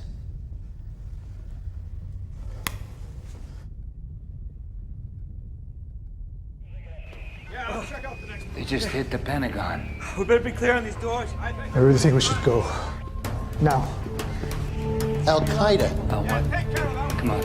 Al-Qaeda. They're a bunch of terrorists. Yeah, whoever they are, we gotta go now. I bet you it was them. Guys, take this exit. Come on, not this easy. Go, Victor, go.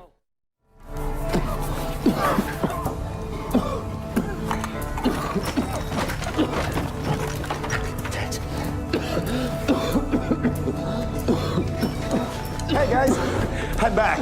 Now, this is the man who will help us down, huh? I think about them in my prayers.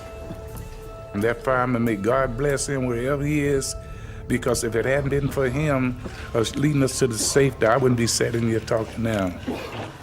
This is 10 on 450. Do you copy? I've got 6 civilians. Do you copy? Follow me. Yes. How do we get out of here? Oh, come on. Please, please, trust me. Come, let's go.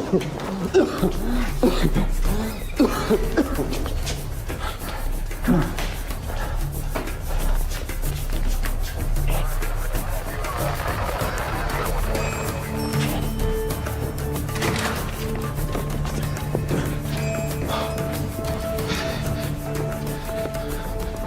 Hey, let's hope this one works.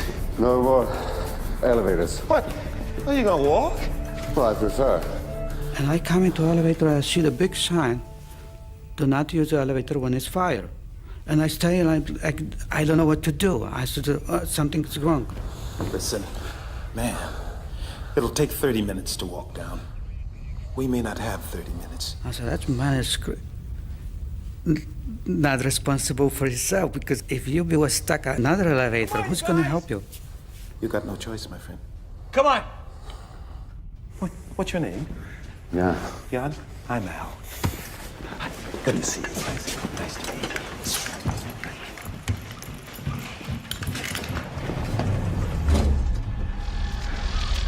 By 9:58, more than 500 members of the New York City Fire Department are inside the Twin Towers, spread throughout both buildings. Firefighters are reported as high as the 54th floor of the North Tower and the 78th floor sky lobby in the South Tower.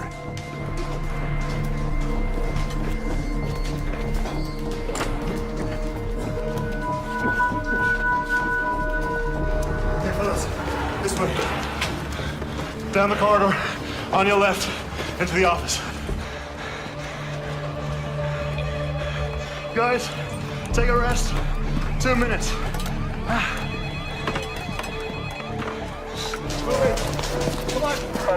In World Trade Center 2, nearly 8,000 people have succeeded in evacuating.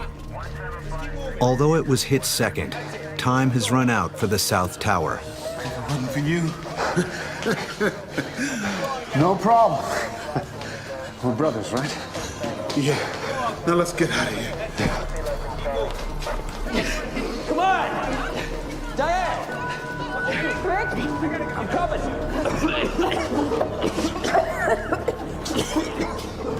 In the North Tower, the stairwells are a slow-moving chain of refugees from the upper levels.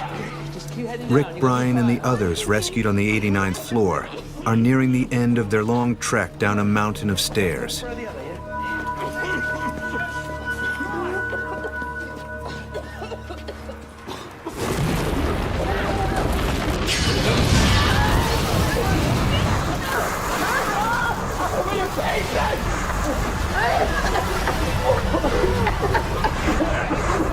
And all of a sudden, a huge cloud of this dark gray smoke comes shooting up the stairway. and just covering everyone and everything. And it was hot, very, very hot.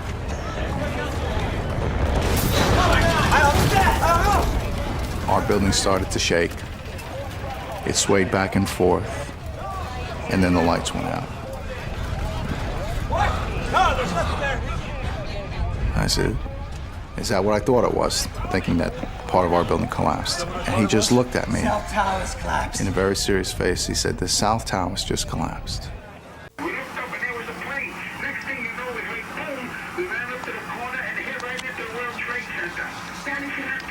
Can you tell us what kind of an airplane is it? It had to be a 737 and had to hit the World Trade Center. It was a big, big plane. Okay, and what do you see at this point? Oh, smoke and screaming and, screaming engines and all the fire engines and police departments are all traveling down that way. Oh my God almighty, the black smoke all over the place. I hope nobody, there's got to be somebody killed in there to pull people that went to work. Tony, we don't have any confirmation from any officials of this happening. Just repeat again, you were walking, you were just going outside. I was bringing the garbage out to the freight entrance when we heard this roaring engine. We looked up and there was the plane. Next thing we know, in a matter of seconds, we heard a boom. We went to the corner and there it was right in the middle of the World Trade Center. Where are you standing right now, Tony? I'm right in the building right now. Okay, and what do you see at this point? Oh, people all staring up there, looking at it now. Oh my God, the smoke is coming out. Black billow smoke. Okay, you can see we are physically looking at one of our sky cams right now. We can see billowing smoke from the top of the World Trade Center, Tony. Yes. Are there other people that are around you at this point? Is everybody in pretty much of a state of shock? Oh, of course they are. People are all in shock. The people in the building are in shock going out. My God almighty. Look, the building's on fire, God. Oh, God, there's people in there. Oh, my God. There's still some debris coming down. Tony, how long is this happening? There are still some debris coming down. Safe to stay inside the hotel. Okay. And again, we're putting our camera in, we are pushing our camera into the top of the World Trade Center, and we can see that there appears to be some fairly significant damage to the top of it. Oh, yes, it's got to be these 15 floors that were hit with the plane. Tony, I'm keeping asking you to describe this for me because as I'm What telling happened was, I was taking the garbage out of the building to go into the freight engine to dump it. When I heard this big roaring, what's going on? I looked up, Oh my God, the fire. plane. okay, so it appeared to be Darren, it's Tammy Michaels. I'm in the Hilton Millennium Hotel in New York. Across the street from me, and I have my video camera running, the World Trade Center was just hit by a plane. The debris was hitting our window. We are exactly across the street from the World Trade Center. I'm on the 35th floor, and I can see the entire building. And I saw the debris. I saw the explosion, the debris, the fiery debris was coming right down in front of our window. I was afraid part of it was going to come into our actual hotel room. There are people trapped up there. This is just the most incredible thing in the world, and it's right in front of me at this moment. We have flames shooting out the windows, Tammy. Flames are coming out the window. We've been told to stay in our hotel, and I'm watching this right in front of me. I wanted to call it. Oh no, there's a person, Tammy. Oh my God. Oh my God! Oh. Oh.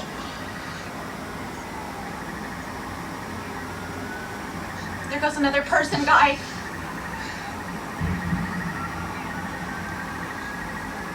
Oh.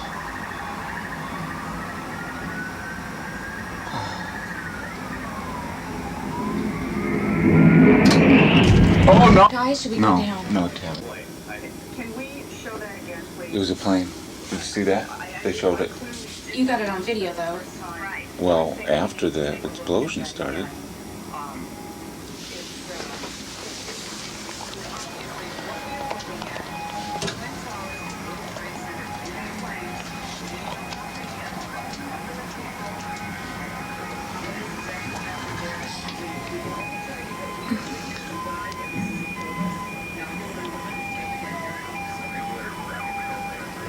Don't put me on hold. I'm at the World Trade Center. Yes, it is. Tammy, watch this. They're showing the plane hit. Honey, I'm...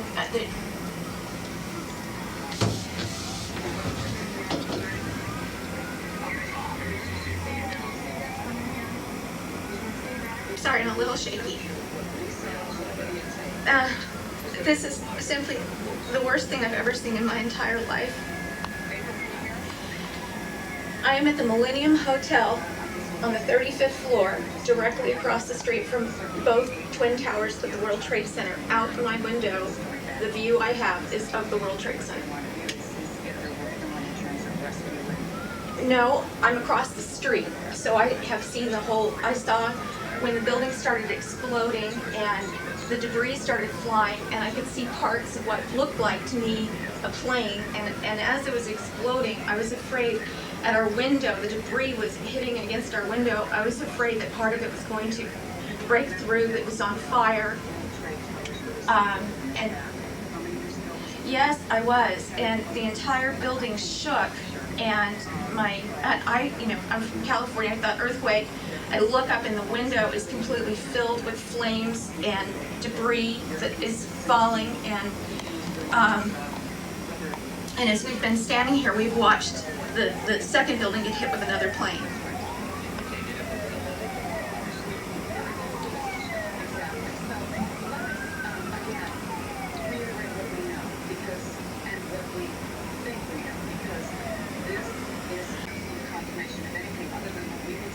There's another body.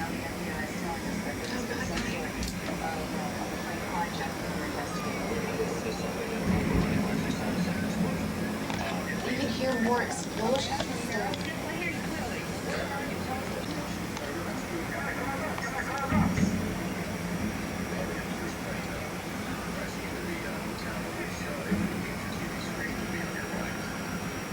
God, maybe we should go downstairs. Maybe there's gonna be another plane.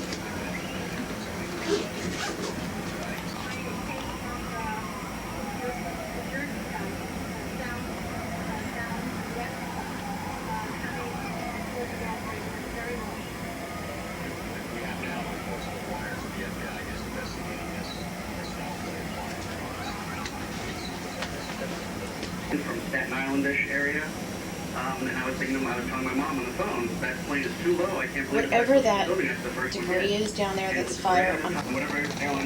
We have two explosions, two planes hitting the World Trade Center here in New York, and what this second explosion was that took place about part of the God, we are so blessed. tower has apparently collapsed. Thank you, God. We don't know if that was from the impact of this first plane that hit it, or whether something else has happened there. We'll work on that. Street about 10 blocks north of World Trade Center.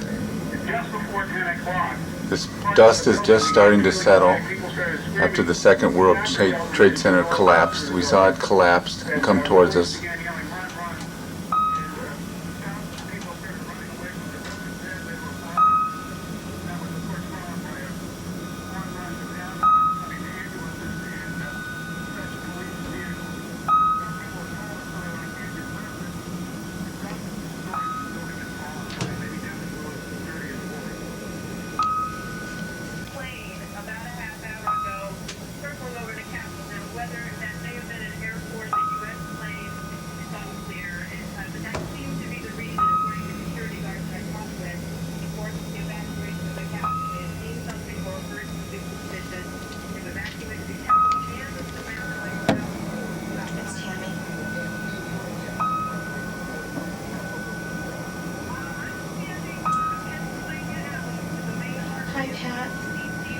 We chose to stay in our hotel room because from our vantage point, we're in a corner suite of this hotel.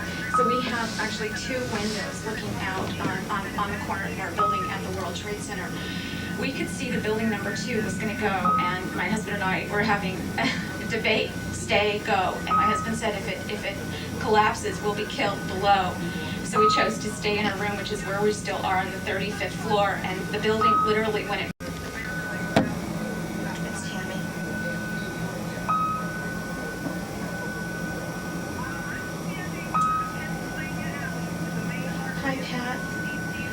We chose to stay in our hotel room because from our vantage point, we're in a corner suite of this hotel.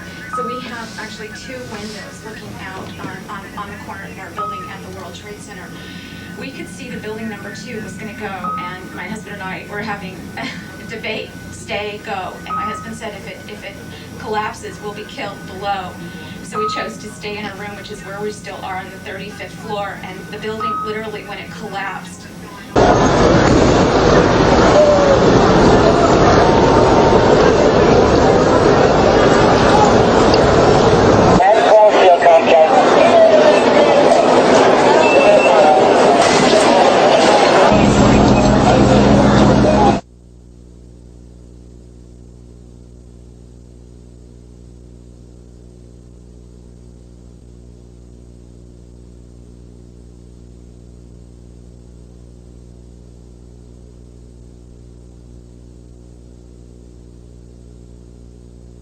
About 15 minutes ago, bodies started dropping from the top floors of the tower closest to the highway. About at least 5 or 6. Buddy, hear me. This is Zach Number 5.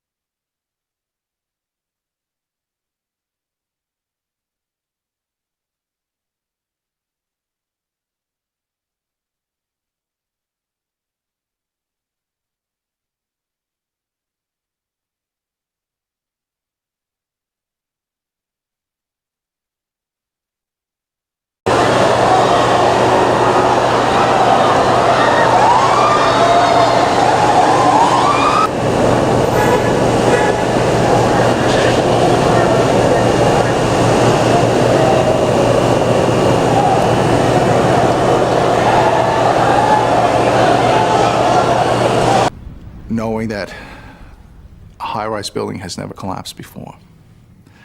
And now the sister building that we were in had suffered the same fate, but it got hit later than ours, had just collapsed. So I'm thinking to myself as he said that, he says, we're gonna be lucky to get out of here.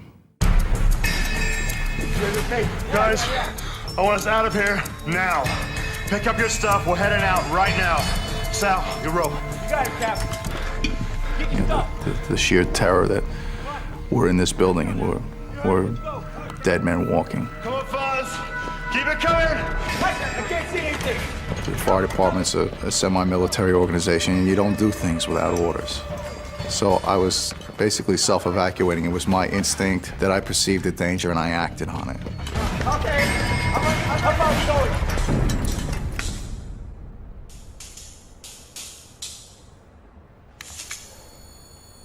What was that? It sounded like an explosion. Victor, you gotta be positive. We've got to go.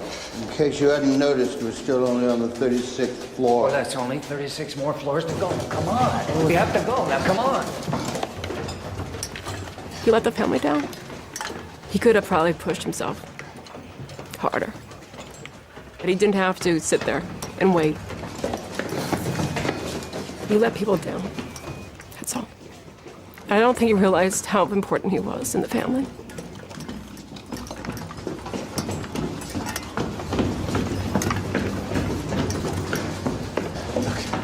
How about if you try going down like sitting? I'm telling you, I can't move. You have to move! Oh, you move! Get out of here! That fireman's words to me, I really felt was a way to get me off the hook.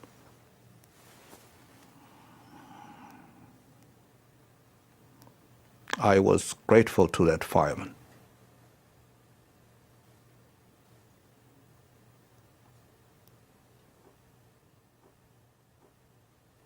But to think back, very likely the fireman knew what kind of danger we were all in, but he himself didn't move. Harry?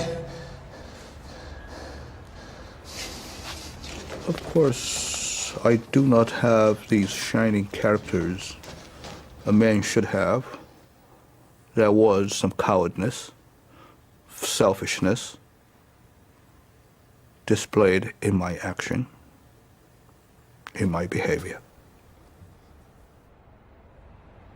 You think we're going to make it, Harry? Harry. Yeah. We're gonna make it, right?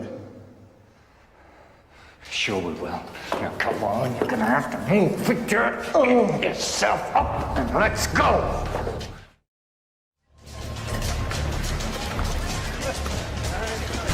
Come on, Fuzz, keep it moving. Okay, Cap, right behind you. Cap. Come on, guys, move it. Yeah. Oh, yeah. All right. You okay? Come on, Fuzz, keep it coming.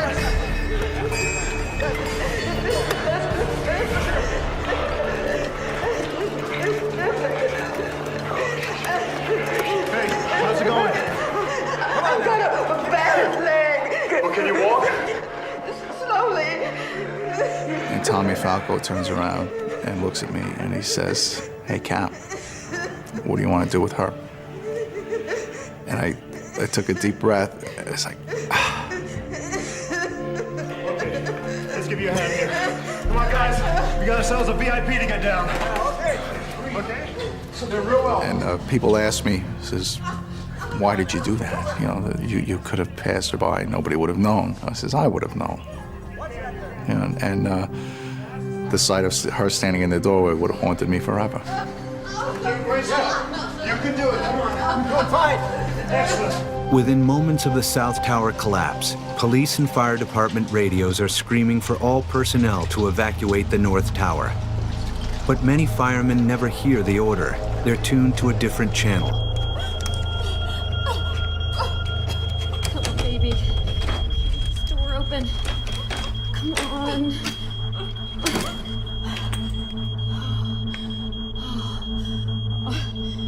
They should be here by now.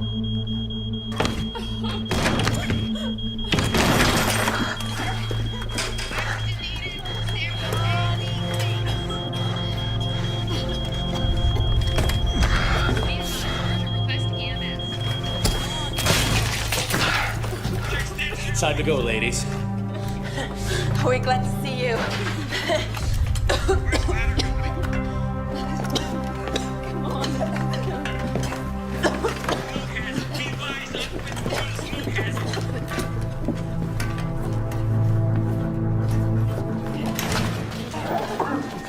A short time ago, nobody could conceive of a skyscraper collapsing.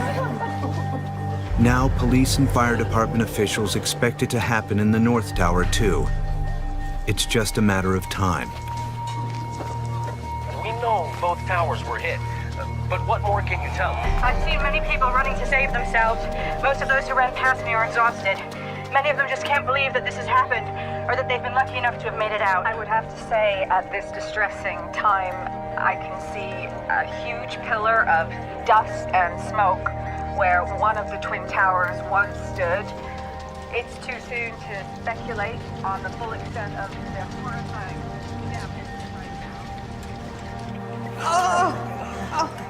now. It was really, every fiber in your body is screaming. It's like, you gotta get out of here. You gotta get out of here. Whoa, you okay? You okay? What was once, we were almost like running down the stairs. Guys, make a space. Now our evacuation is one step at a time, both feet on the same step, going very slowly. And now this is becoming like Chinese water torture going down the stairs. You know, the clock is ticking. Okay, guys, take a rest. Josephine. Yeah. You want some water? No. Josephine. It wasn't a question. Drink some water. And I developed this trait of mine. Whenever a situation got more serious, I would speak more slowly and more deliberately, because if the situation is that serious, you didn't need somebody screaming in your ear to add more anxiety to the situation. So I would try to diffuse that by speaking in a more calm manner. And I was at my calmest. Guys, I'm gonna see if I can find us a chair we can carry it, okay?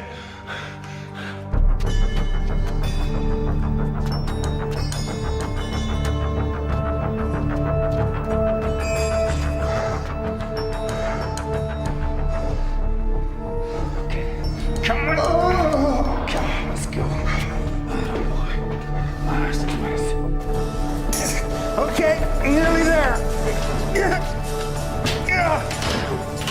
Come on, take my hand. Here, go.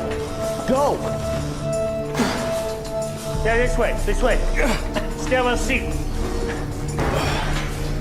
Any word on our engineer? No. You think we should go? No. I mean, I think he felt he could do it. I mean, why not? I may be hurt, I may be tired, I may be burnt, but I'll get out. Yeah. So I broke into the 4th floor to look for some sort of a sturdy chair that we could put her on the chair and we could pick it up and run with her, thinking that we gotta keep moving. We gotta, you know, the clock is ticking.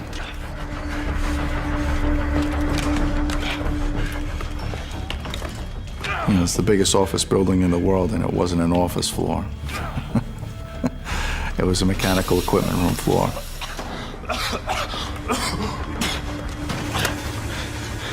And I was way on the other side of the building, and I was running, and I never run at a fire.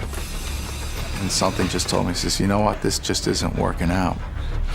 We're just gonna have to drag her down the stairs. After One World Trade Center burns for 102 minutes, nearly twice as long as the South Tower, the center support column has reached the breaking point. Hundreds of firemen throughout the building still aren't aware rescue personnel are also evacuating the North Tower. I went out from the side of the building and I kept walking on West Side Highway. And then I heard some people screaming. I looked back. That's when I saw at a very close distance, I saw the building collapsed.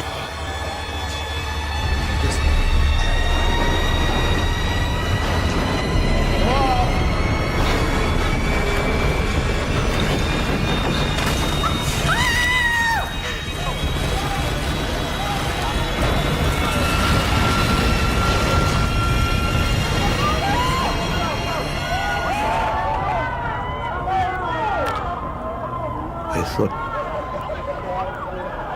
probably we lost Harry at that moment. At 10:28 a.m., 106 floors of concrete and steel come crashing down, floor by floor, one on top of another.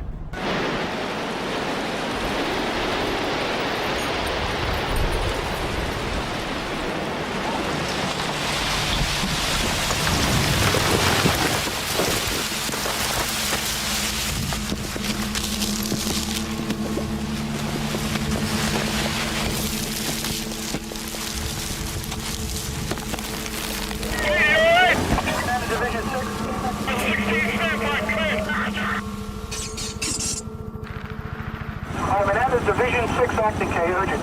Division 6 acting, go. All right, you're responding down to the World Trade Center. You're to maintain radio communication and advise Manhattan Dispatch what exactly is going on, K. We are unable to make any kind of communication. It collapsed. The top floors collapsed down. I saw it blow and then ran like hell. Thank God. I'm 69, but I can still run. There's got to be firemen trapped back there, though. Most people watching the collapse of the North Tower immediately assume that everyone inside has died. Everyone okay? Every time a floor hit another floor, it was like a loud boom, like a train that was off its tracks and was hitting the railroad ties, and it was getting closer and closer. Listen up. I'm gonna do a roll call. Billy. Yeah. So violent was the vibration that we were actually being bounced around off the floor. And just kept waiting. Just kept waiting for that big beam or that big piece of concrete to come. And for us, it didn't come. Matt? Yeah! Sounds like you dropped a couple of floors there, buddy.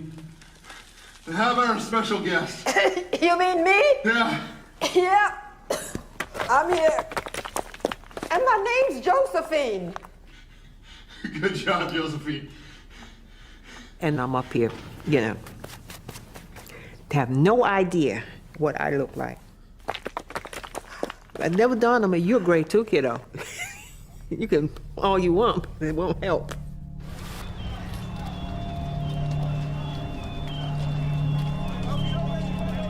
All the furnishings and the fixtures inside the building, none of that existed after the collapse.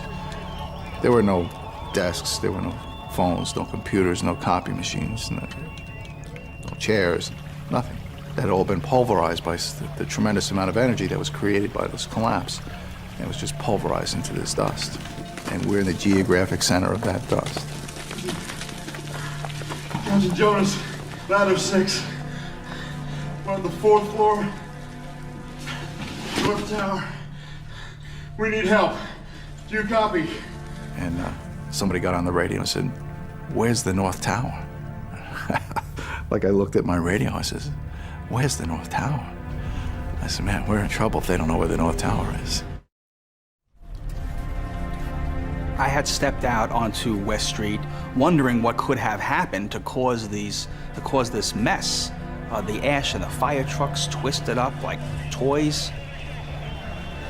I went back towards the building where there was a fireman, and I walked up to the fellow and I said, "You know, hey, there's a body over here." He looked at me with the look that I sensed, hey, why is he looking at me like I have two heads, like I'm crazy? Why is he giving me this look? And he said, "Just go on." And I realized there were actually bodies and people scattered all over the place. And you couldn't see what the scene was like because everything was covered with ash. Cones of bodies. Cones of bodies. Cones of bodies. Cones of bodies.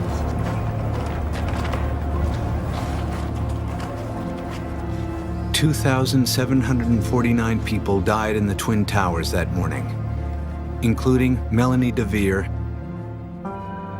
Christine Olander, and more than 170 delegates, diners, and staff at Windows on the World. Elaine Gentile and 95 of her colleagues at Fiduciary Trust, including Ed Emery. And 84 men and women who work for the Port Authority of New York and New Jersey. You know, the people that I knew at the Port Authority, Jerry Guggen, Bill Jones, Tommy, Claro, and Margie, and all these people, they've just, you know, just like...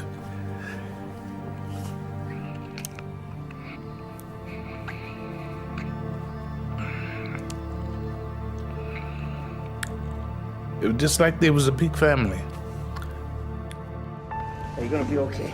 In the North Tower, Frank DeMartini and Pablo Ortiz both gave their lives. They were still helping people escape when the building collapsed. Well, I mean, I think for me, there still is this burning, you know, hole that you don't really know what happened. And of course, I would like to know more about, you know, what was happening, and I know he'd love to tell it. He would be so sad to see them fall, and saving as many people as he did, that it was somehow fitting that he went up into the air with the buildings. Along with Mac Hanna, who escaped helping an 89-year-old colleague from the Port Authority, Pablo and Frank saved the lives of more than 50 people. Among them, Rick Bryan and the 22 people trapped on the 89th floor, including receptionist Diane DeFontes. Pablo's wife put up a website, and her children were on it, and I sent her an email, and I told her, I tried to tell her how I felt, and that her husband and their father is the reason that I'm alive, And I know that his absence is a terrible thing. But here is a man that you can be proud of because he saved other people's lives. Stanley Pramuth and Brian Clark both survived. 61 people from Brian's company, Eurobrokers, lost their lives.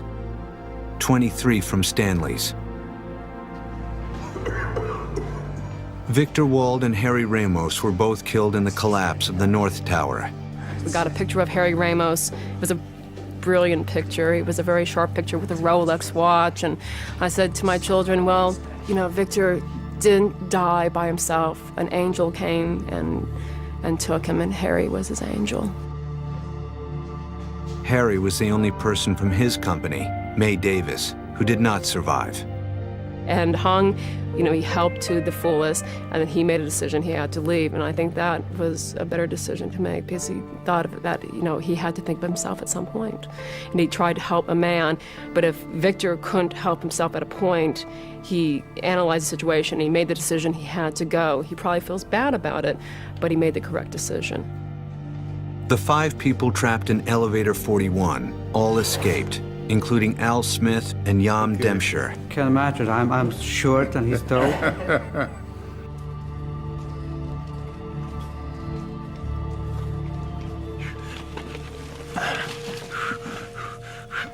I hear Battalion 1-8 to ladder 6, Battalion 1-8 to ladder 6. Is that you on the radio? I said, yeah, it's me. Rescue 3 to ladder 6, Captain Jay Jonas. This is Cliff. I'm coming for you, brother. I'm coming for you. And that was the first, it choked me up. It's the first time in my career where I had become the person in need of rescue instead of the person coming to do the rescue. It would take over 5 hours before Jay Jonas and the 13 people trapped with him would finally be rescued.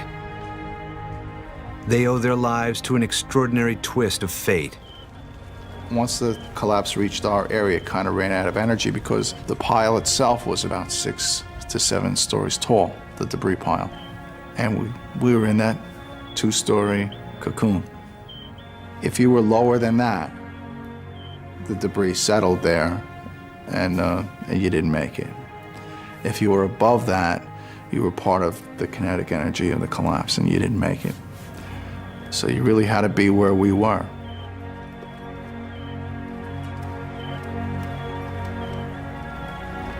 Over there you can see a police emergency service unit.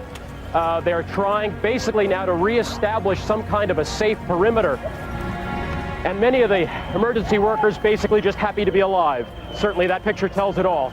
Many of them just happy to be alive at this point, having survived what is an extraordinary event, the collapse of 2 towers. In all, 412 rescue workers died in the World Trade Center, including 343 firemen. Josephine, is that you? It ends up I did make the right decisions that day, but I didn't know they were the right decisions at the time. Running into Josephine Harris, making this decision to stop and save her, we had inadvertently saved ourselves. And I looked around, and there was this disarray. And I said, this is it? And he says, yeah, this is what's left. And I said, how many other people have come out of there? And he said, none. And I was just stunned.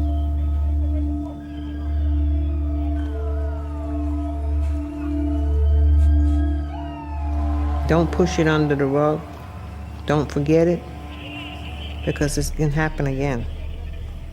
And I believe that they are going to try again.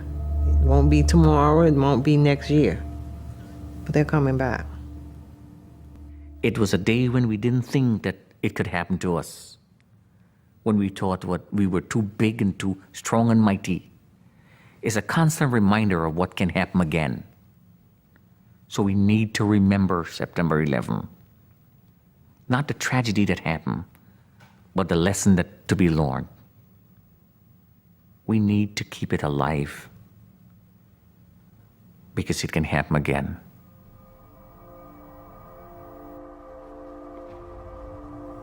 Well, these are the pants that I was wearing on that day.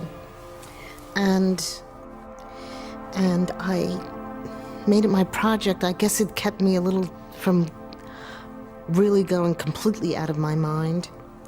I made it my project to wash them by hand, and every day I would wash them a little more and hang them up to dry, and then I'd see some more dirt, and I put more soap, and then I'd scrub the legs because I just had to get them clean. It was like washing away.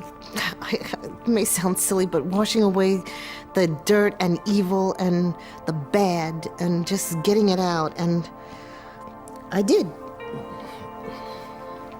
And unfortunately, they don't fit anymore, but they're clean.